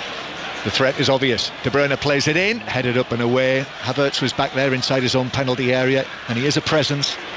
Arsenal clear it away, and then De Bruyne, high ball that is over everyone all the way through. You don't see that very often, do you? We don't. De Bruyne. So, goal kick, and you're right, Peter, Phil Foden is the first number that goes up, is number 47. I mean, it was highly likely to be, since we're bringing on two left-sided players, and Kovacic is the other. So we're going to have a little rejig here. We're going to see Doku maybe on the right-hand side, and Bernardo Silva coming. Well, he is. Bernardo Silva's coming across centrally, and yes, Doku over to the right-hand side. And it's been an issue of end product with Doku as the season has gone on. Yes, but he's also the kind of player that in a game that is defended so tightly and so with so much concentration as Arsenal are doing here, he is that kind of player who can open that up. Phil Foden is that player as well, but today it wasn't his day. So I think positive substitutions from Pep. He's taking Kovacic off, obviously more defensively minded, and putting up a more offensive player in Doku. Kevin De Bruyne now running free from the halfway line. Red shirts either side of him. Wins the throw in on the right hand side. Into the box for Doku. Advancing towards the dead ball line. Odegaard went with him, and the Arsenal captain was successful in seeing it through for a goal kick. We're into the last half hour now here at the Etihad Stadium. This is 5 Live and the World Service from the BBC. If you're on the move on Easter Sunday, you listen to us on BBC Sounds as well, and I see that Tomiyasu is going to come on for Arsenal. That'll be their first change, and I think, have Arsenal won the Women's League Cup final? Maz Faruqi. They have, different stadium, different season, but the same old story for Chelsea in the League Cup final. Arsenal have beaten them to the first silverware of the season. The goal in the 116th minute from Stina Blackstenius. Back-to-back League Cup final wins for Arsenal, Jonas Alderweireld, and Chelsea's hope of a quadruple are over. Arsenal 1, Chelsea 0, full-time after extra time. So dramatic event there, and we'll have more on all of that later, with Arsenal 0-0 here against Manchester City as Odegaard gives the ball away. That's most unlike him. Passed it straight to Lewis. Tomiyasu waiting to come onto the field as Lewis continues to keep possession and then finds the pass to Grealish into the action for the first time up against Ben White. Grealish, who did come back just before the internationals but was deemed not fit enough to join up with England, but fully fit now. Here's Akanji to Rodri, 25 yards out. Rodri, dainty lift. Haaland shoots on the turn. That's blocked. Arsenal had men either side of him and were able to effectively block it away to the halfway line. The shot was blocked, but I mean, getting the ball like he did there, it's a chip ball into him with this back turn to the goal, and he still managed to get a shot up. I mean, it's impressive to watch. It's good defending though. Yeah, Rodri there again with another one of those quick direct passes to De Bruyne on the edge of the area, who tried to lay it off to Haaland slightly behind him. Now it's Grealish against Saka. Grealish goes down. Did look rather easily, but he's got the free kick. Whether he just maybe got his toe stepped on by Saka, he's felt it anyway. Grealish looks big and strong, you know. It's it just stood on his foot. Yeah, it doesn't take a lot for him to be in pain, does it? It's going to be a double change. He's up. Thomas Partey's coming on. Thomas Partey as well, who's seen little or no football this season. The Ghanaian international. They're not going to make the change now because they're defending a Kevin De Bruyne free kick from a wide area, not too far from the corner flag. They're going to wait. Manchester City 0, Arsenal 0. This match in the balance. 25 minutes to go. Kevin De Bruyne De Bruyne raises his right arm and then curls it into the near post, where it's headed away by Havertz, who got himself well into position to head it down and away. Good distance. I think heavy clouds may have appeared over the top of the Etihad Stadium. It's suddenly looking quite gloomy. Here is Doku, Jeremy Doku, played at Wembley on Tuesday night in that exciting game.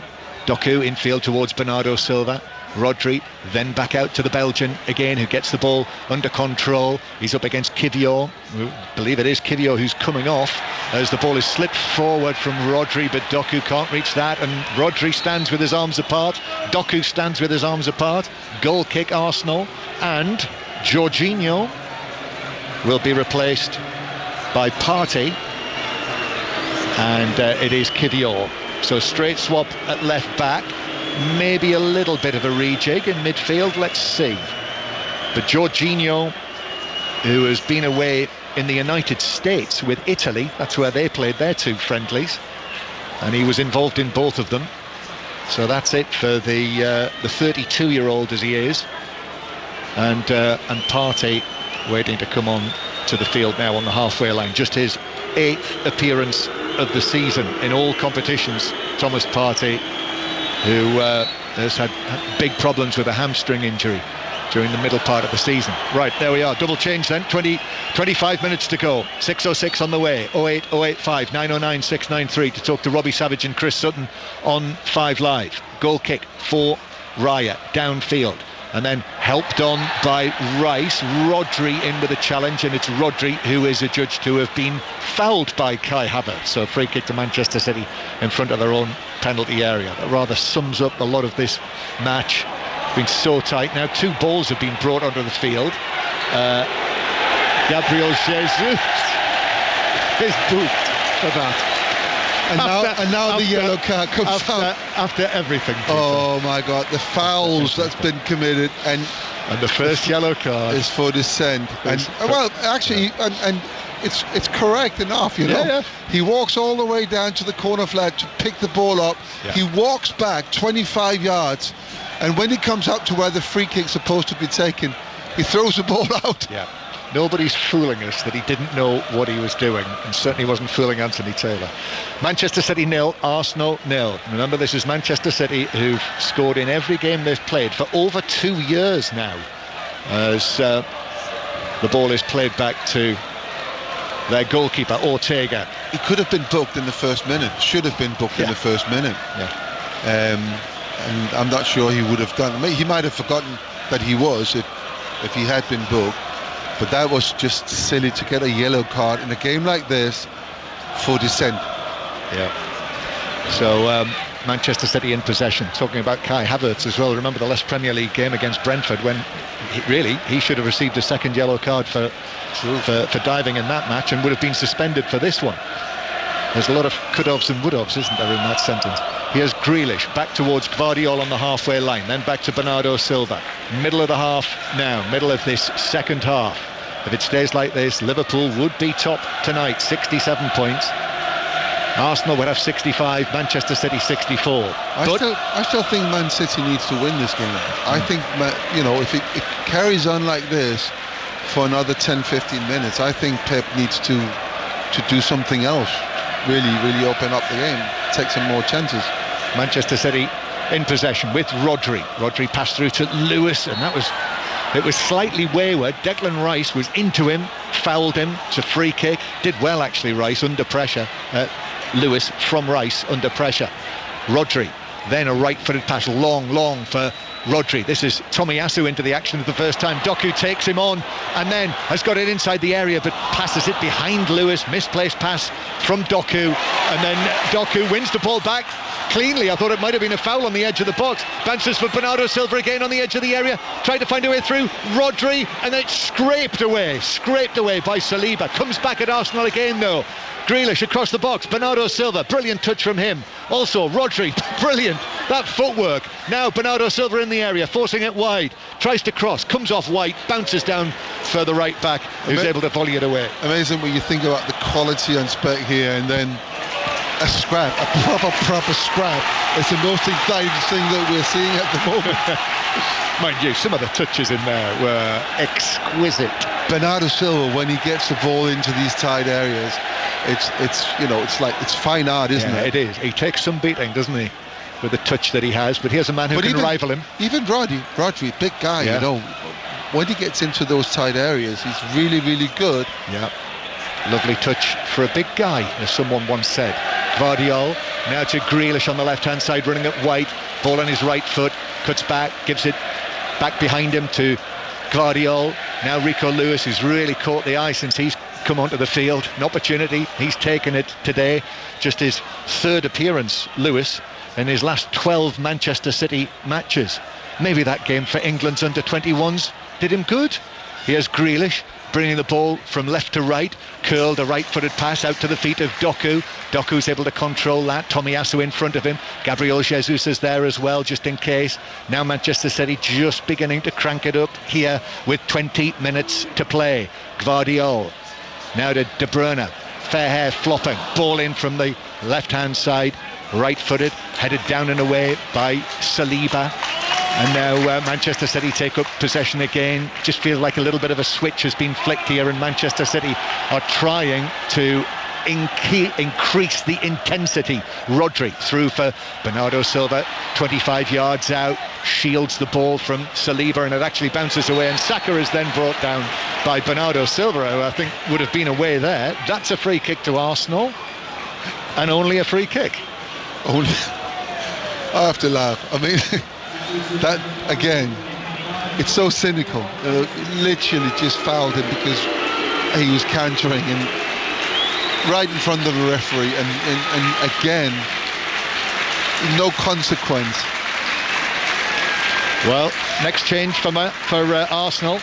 It is Leandro Trossard, who is going to replace Gabriel Jesus, who had those enjoyable years here helping Manchester City, Guardiola's Manchester City, winning trophies, Premier Leagues.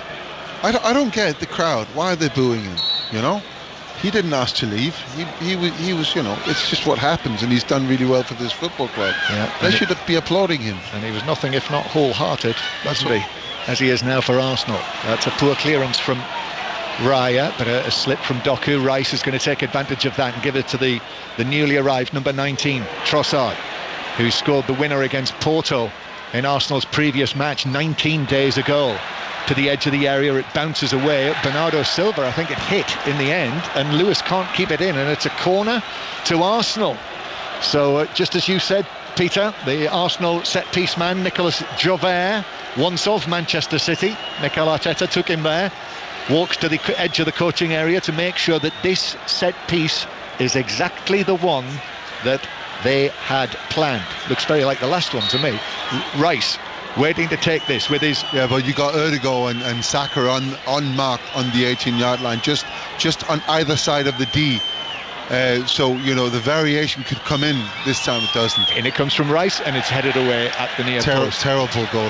Terrible. After the big build-up, his two corners have actually hit the first defender, Declan Rice, in this match. So headed away by De Bruyne. Here is Trossard on the right-hand side, just at the moment. Saka is then able to run the ball in field, still 0-0. And then Gabriel is able to roll it all the way back to his goalkeeper, Raya. Long and right-footed from him, looking for the run of White, but Gvardiol gets there, the Manchester City left back. Rodri being chased by Odegaard, so a little pass to Akanji.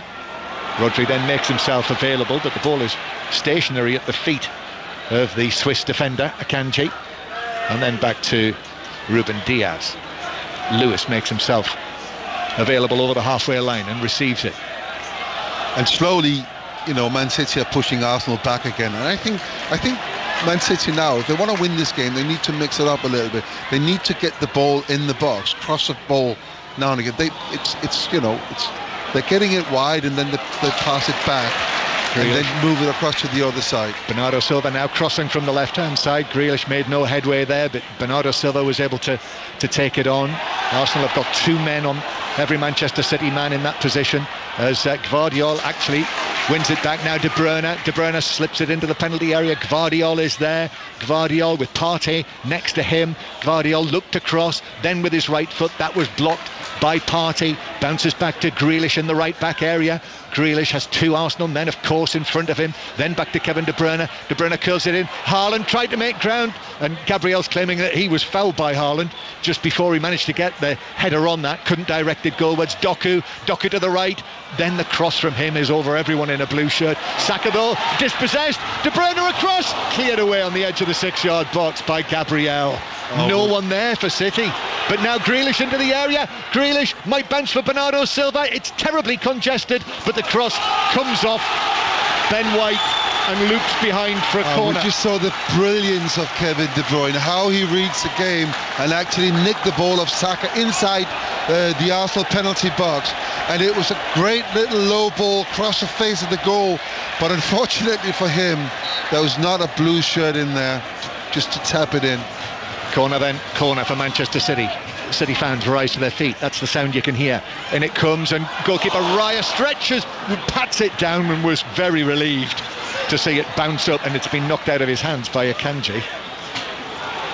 So that is the referee saying that he's got to take it back inside the penalty area. Yeah, not convincing goalkeeping play by Raya. And I think, we've seen it a couple of times in this game that they've tried to put him under pressure, and when you put him under pressure, he seems to be at least receptive to making mistakes. He recovered well from that. Didn't catch the ball in the first try, but he got it in the second one, and now he gets the ball again and kicks it long up the pitch. Peter, we're going to see Martinelli. He's being prepared to come onto the field. So what have we got? Less than 15 minutes to go now.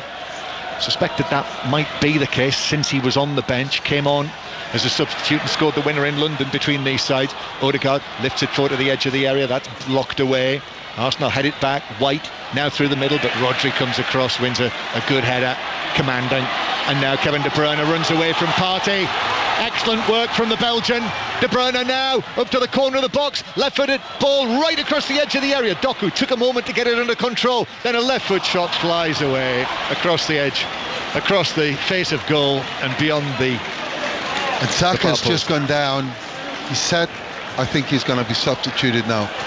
But what a great run by Kevin De Bruyne. It kind of looked like he didn't have the ball under control. Then he got it under control and at full pace down the left-hand side, crossed the ball to the edge of the opposite corner of the Arsenal penalty box to Doku. I don't think many players actually sees that pass, but he did. And in all fairness, Doku, he made a mess of it. Yeah, so it remains Manchester City 0, Arsenal 0, 5 Live and the World Service from the BBC. Listen as well, BBC Sounds, that's where the Football Daily podcast will be in the morning. That's where you get all of your BBC radio, your live radio, and the BBC Sport website for all of the reports and reaction. Phil McNulty will be writing about this, and you can watch the highlights, all of the highlights tonight, Match of the Day 2, after the news on BBC One at any time on iPlayer. Now Saka is eventually being led off the field. Mikel Arteta has got his arms around his cheeks, asking him how he is. I don't know how many times I've seen him this season come off, limp off the field, and then the next match for Arsenal, there he is again in the starting lineup. But that is Wednesday night at home to Luton, and David Raya is booked. So two players have been booked, both of them for time wasting. And now you've got the 4 players on the pitch who created the goal that won the last time, one against Man City. Martinelli, of course, he had the last foot on that, but Tomiyasu, Havertz, Martinelli and Thomas Partey, they all took part in the build-up to that goal back in October. Can they do it again? Martinelli on, he wasn't able to join up with Brazil because of the injury that he had, which was a cut, a very deep cut on his foot, which has restricted him not being able to train, so not being able to train much, if at all, this week. Free kick for Arsenal, just over 10 minutes to go. High free kick out to Martinelli, gets his first touch. White, then that was a little short to Martinelli, who managed to keep it in play. It was actually kicked off him, onto him, by Bernardo Silva. Partey over the top, away from Guardiola. Odegaard's won that back. Alarm bells ringing for Manchester City. Odegaard in the area, square across the area. Martinelli's shot, left-footed, that was blocked inside the area. Comes out to Tomiyasu. Now Trossard on the left-hand side. Declan Rice turns the ball across the area, and it's blocked behind for a corner. The Arsenal fans just a few yards away from this. Rice winning the corner off Akanji. A corner from the left. As we saw back in October, as soon as Martinelli comes on, straight away he has an impact. Really good touch, and then he had the shooting opportunity. The shot was blocked. What can this be now? Manchester City's players strewn around the 6-yard box to defend this, almost all of them. And here's the delivery from Rice in there. It was over the top of Haaland, but headed away by Akanji behind him. Comes back to Rice, right-footed ball in. That's away by the head of Grealish. Partey completely misses his kick, hence the cheers. But Arsenal trying to win it back with players committed downfield. It bounces to Kevin De Bruyne, who goes for a pass across field that very nearly bounced all the way through to Doku. How did he see him there? If he'd found that pass to Doku there, that would have been ridiculous. That would have been the best pass ever. Watching Kevin De Bruyne play, it's just amazing what he sees and how he sees it, and he roams around the pitch. He hasn't got a position.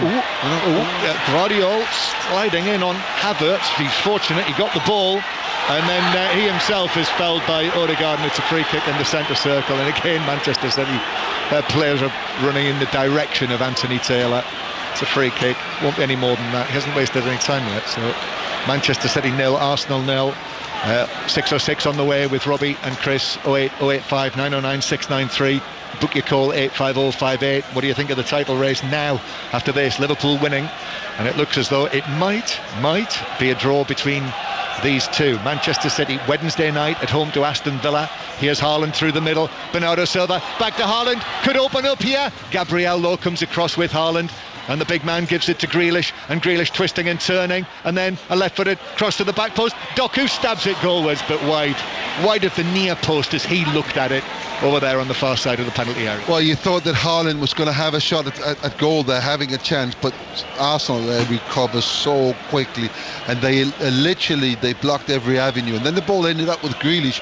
He did really, really well, and ended up crossing the ball to the wrong person, I think, on the pitch, Doku, who didn't know if he was going to stick his head to it or volley it, and choice was volleying it, and that was a wrong decision, and it ended up in nothing.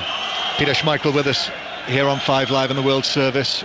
Still 0-0, just the one goal between them in the league at the Emirates back in October.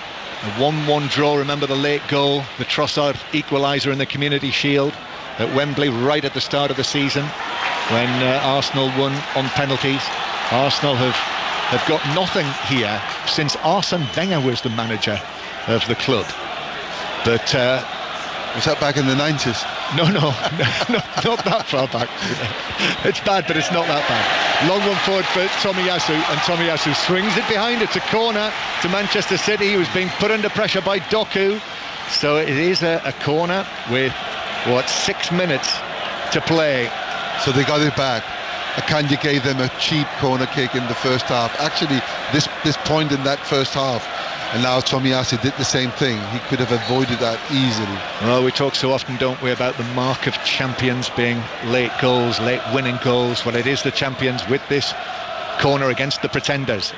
De Bruyne in. Haaland at the back post after it was glanced across. And it's deflected behind. I think off goalkeeper back onto Haaland. There was a flick in the middle right across the face of goal. He's actually miskicked it. Haaland, it's a header, it's a glanced header that goes towards the back stick, and Haaland is there, and he's completely missed the ball.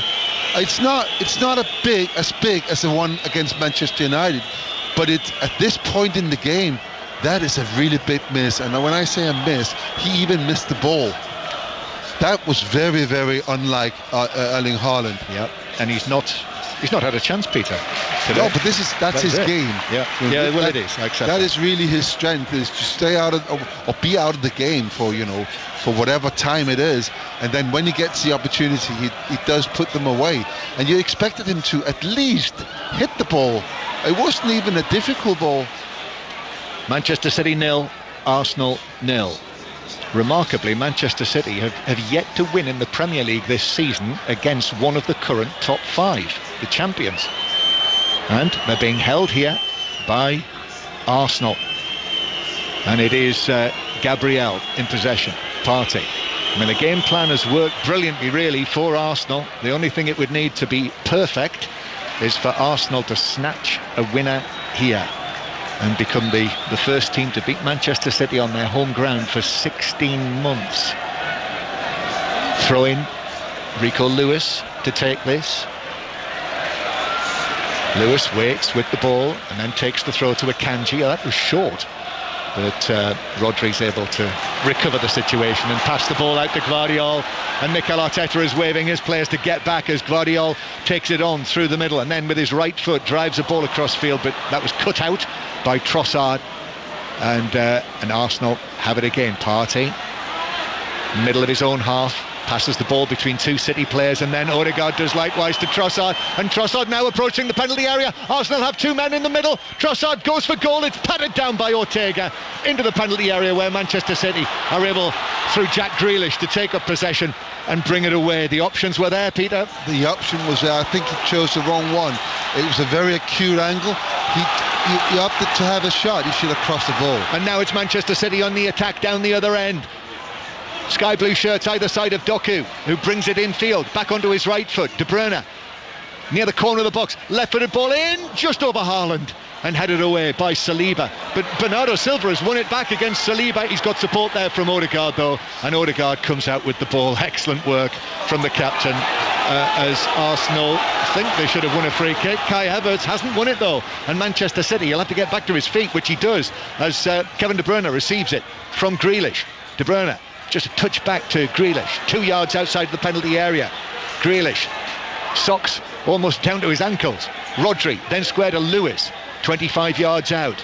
Anxious moments here as the ball is lifted over the top to Bernardo Silva, and he tried to just daintily volley it across, hit it straight into Ben White, and the ball skewed away behind for a corner. Oh, that was another massive opportunity to create a chance. A great ball in from Rodri, chipped it over the which is now the boss. The boss is parked on the 18-yard line, chipped it over. Bernardo Silva on his favourite foot. All he had to do was put a side foot to it across the goal, and he miskicked it. 3 minutes to go. Manchester City with a corner, but the referee says hang on a minute, because Tomiyasu has collided with somebody and was down on the ground, and we'll have it retaken. So 3 minutes to go. 0-0. Liverpool and their supporters, if you're on your way back, you'll be enjoying this.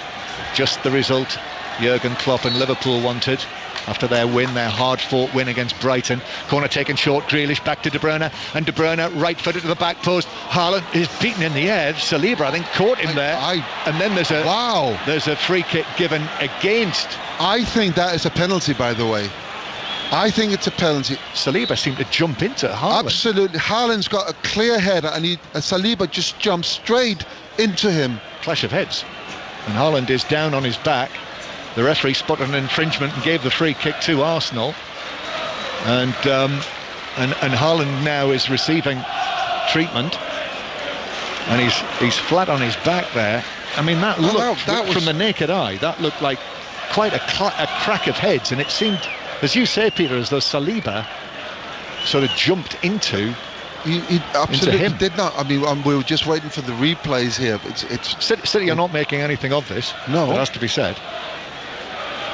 And it just looked like Saliba didn't even attempt to go for the ball. Just went for Haaland. So while Haaland receives his treatment there, we wait for play to resume with 90 seconds to go. There's no indication that VAR are looking at this, and I'm sure they will be. Unless the referee spotted something before that, of course, which is why he blew the whistle. No, I think that was a foul afterwards. I think that's why he blew the whistle and gave that foul, but not for that. Well, Pep Guardiola looks a bit worried there. Yeah, and understandably so. He's already lost Nathan Aki today, and now actually there's applause from the stands as Haaland is able to sit up. And they've actually not shown it again, have they, Peter? I think as a precaution, because you never know what's going to happen in situations like this. We've seen so many of them, and obviously a worrying incident as well at the Women's League Cup final. We'll have more on that for you. If you haven't heard, Arsenal won it with a very late goal in extra time. So Chelsea cannot now do the quadruple in the women's game, Emma Hayes' final season. So more on that to come. Yeah, we just saw the replay there, Joe. I just saw the replay there. Yep. And it looks different. It looks different when we see that from the referee's angle. From where we're sat, it actually looked like he was going for the man. But from the replay and from the referee's angle, it actually looked like he was going for the ball. So fair enough. Okay, good. And Haaland's okay. He's just rubbing his hands on his face. And I think he will come back onto the field. And we are in the 90th minute now. Seems to be heading for a point apiece. 5 minutes of added time is being shown, that green number on the screen, as Ortega passes the ball away for Manchester City. Still time to win this, but it looks as though Liverpool might be the big winners today after their victory against Brighton. Lines open for 606 08 085 909 693 to talk to Robbie Savage and Chris Sutton, which will be on the way as soon as we've wrapped things up here. But Manchester City, of course, have not given this up yet. They've scored in every game they've played here for over 2 years now. Rodri, left-footed ball out to the left-hand side. No goals yet today, though. Yet. Here Grealish takes it on. Left-footed cross, that's over Haaland, who goes down. Went down inside the penalty area. Gabriel, it seemed like he went down rather easily, I must say. Doku, though, on the right. City continue to press, continue to knock on the door, and Doku takes it past two men, clips it across, but it's deflected behind. They managed to recover. A combination of Tomiyasu and Gabriel, corner City. Arsenal defended really, really well. We're just seeing that. That wasn't a free kick or a penalty. This is Haaland, Gabriel with Haaland. No. But they've done really well. Every time that Man City's had the ball in a wide crossing position, they've doubled up on the player and made it difficult and sometimes impossible to cross the ball in. They've done that consistently throughout the 90 minutes. De Bruyne then with the outswinging corner towards the penalty spot. Haaland gets up, heads it goalwards, but in amongst a crowd of players, they could only head it down. It was going wide anyway, and Raya could make ground to his left and catch the bouncing ball. So almost 2 minutes of the 5 of added time have been played. Launched downfield by Raya, all the way out of play actually, throwing to Manchester City. Lewis takes it quickly. Manchester City gathering themselves again.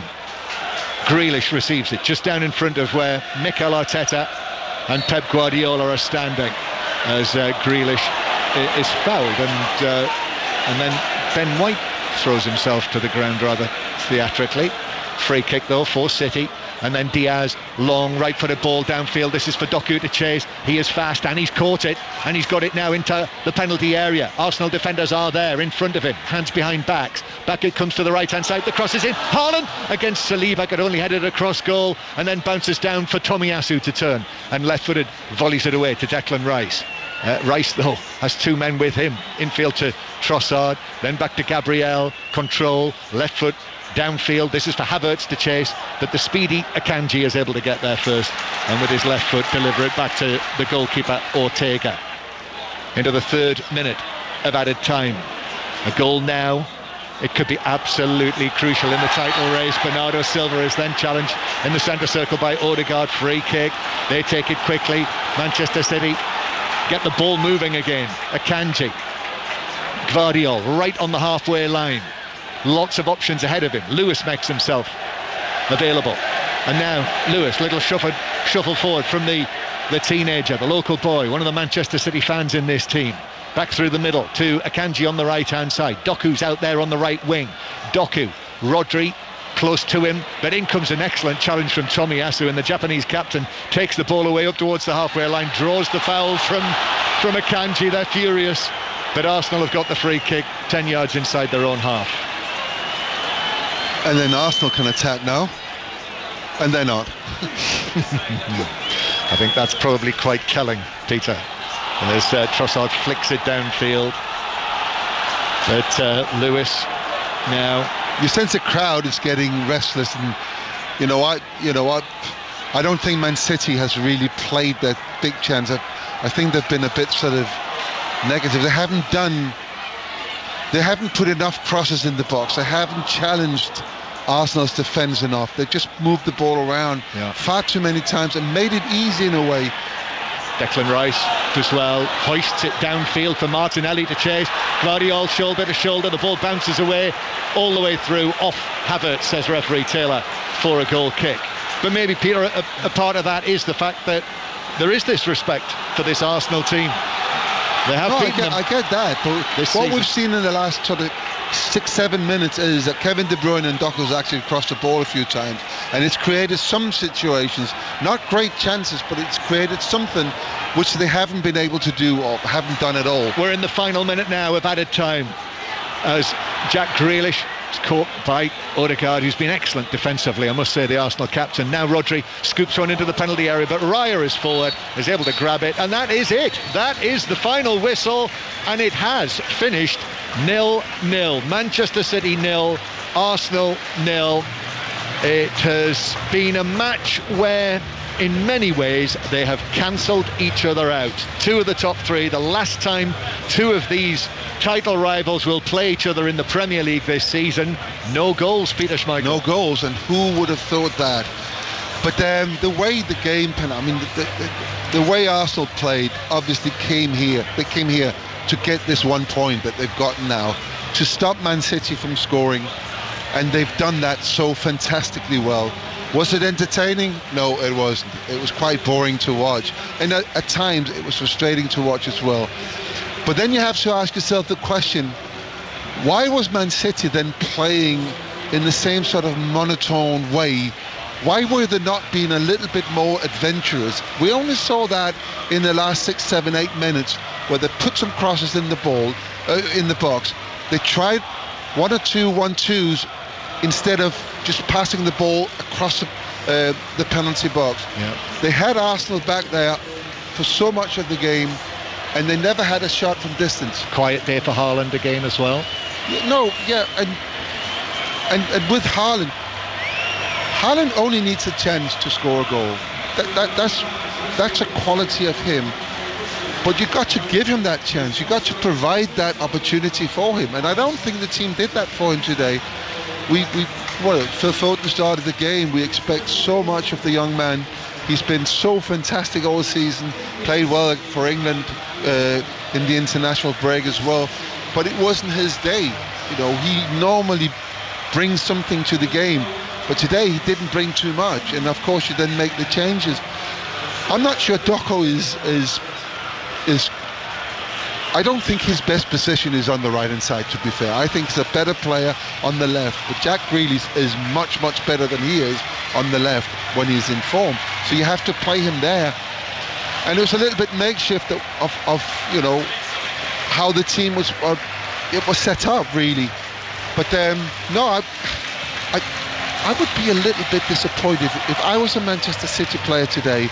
I would have the feeling that I just didn't do enough, just didn't take the chance or the opportunity that was there, and I got lulled in by Arsenal in the way they played. Well, I think that's being reflected in the reaction in the stands here. The Arsenal supporters are cheering their team, clapping, hands above heads. The Arsenal players have gone across there. The first time Arsenal have got anything here since 2016, since the days of Arsene Wenger, and as well today the Arsenal fans and indeed Manchester City fans were marking the 23rd anniversary since the death of the much loved David Rocastle.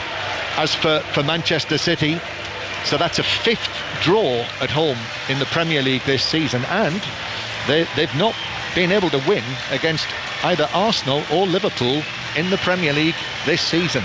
So there we are as the teams leave the field. Manchester City 0, Arsenal 0. And Steve Crossman is with us here inside the stadium on 5 Live. So the top of the Premier League table looks like this: Liverpool 67, Arsenal 65, Manchester City 64. They have all now played 29 games and there are 9 left to play. Erling Haaland was having a little bit of a light-hearted row with one or two of the Arsenal defenders as he made his way off the pitch. Pep Guardiola separated them, and in the end it was all smiles and all hugs. And actually, on the full-time whistle, there were lots of Arsenal players and Manchester City players, many of whom of course know each other really well. Hugs, handshakes, high fives, deep in conversation. Peter Schmeichel, Manchester City were set the challenge today by Arsenal. Could they break them down? I'm just looking at the statistics. 72% possession for City, 1 shot on target. You talked about the sheer concentration levels needed for Arsenal. That was a heck of a disciplined display. It was, and we talked about the test it was for Arsenal to come here. We go back 12 months, not 12, but we go back to April last year. They came here and lost 4-1, and they got played off the park. They came here today with a clear plan of how to play against Man City, how to absorb all that pressure, and how to stop them from scoring. And they succeeded. Was it, again, I'll just repeat myself, was it entertaining? No, it wasn't. It wasn't great. But in the great scheme of things, trying to win the Premier League, they shouldn't care about that. That was a really, really good result for them. It was a fantastic performance, and I'm sure that the plan that Arteta set out, they did that 100%, and they frustrated Man City.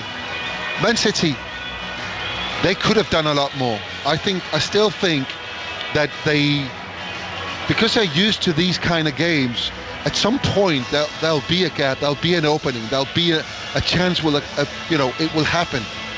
But against the quality of these players, you need something more. And I think they should have been more adventurous. They should have had more crosses in the box. They should have challenged the low block of Arsenal a lot more with variety. But they did the same thing for, nearly 85 minutes.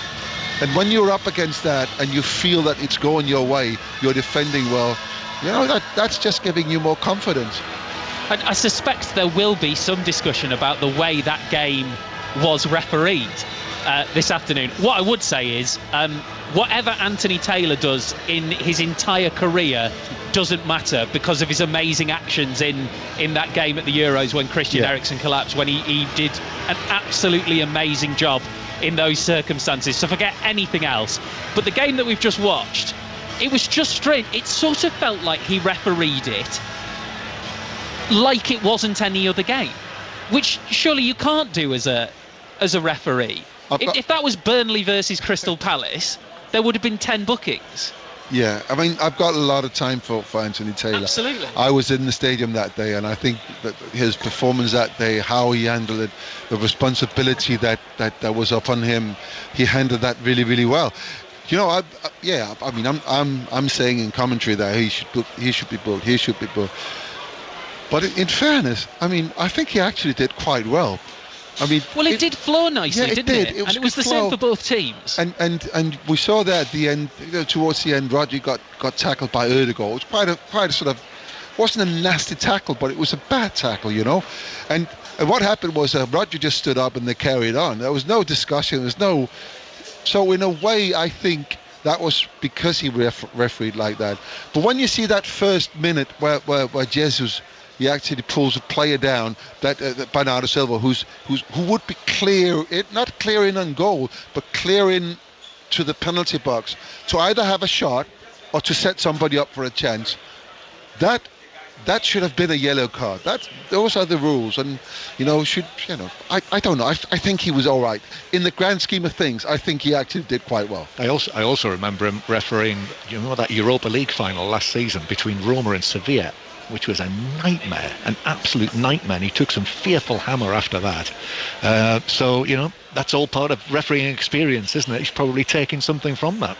It was really interesting. That certainly was that. Thank you very much, Peter Schmeichel. Correspondent John Murray with us here at the Etihad Stadium. I mentioned the message that we'd had earlier about Frida Marnham, who was the Arsenal player that went down off the ball in the Women's League Cup final. I can tell you Arsenal have now released a statement which says this: Frida Marnham is conscious talking in a stable condition. She will continue to be monitored closely by our medical teams. That's more good news there. Arsenal winning that League Cup final against Chelsea. There was also a bit of animosity at the end with the Chelsea manager Emma Hayes sort of pushing Jonas Eidevall, I noticed. So you might want to talk about that. You might want to talk about what we've just witnessed here at the Etihad, or Liverpool's victory, which takes them top of the Premier League, or indeed Celtic's, which has taken them to the top of the Scottish Premiership. With Robbie Savage and Chris Sutton on 08085 909 693. Get your calls in. 606 is the other side of the latest news with Alison Hughes.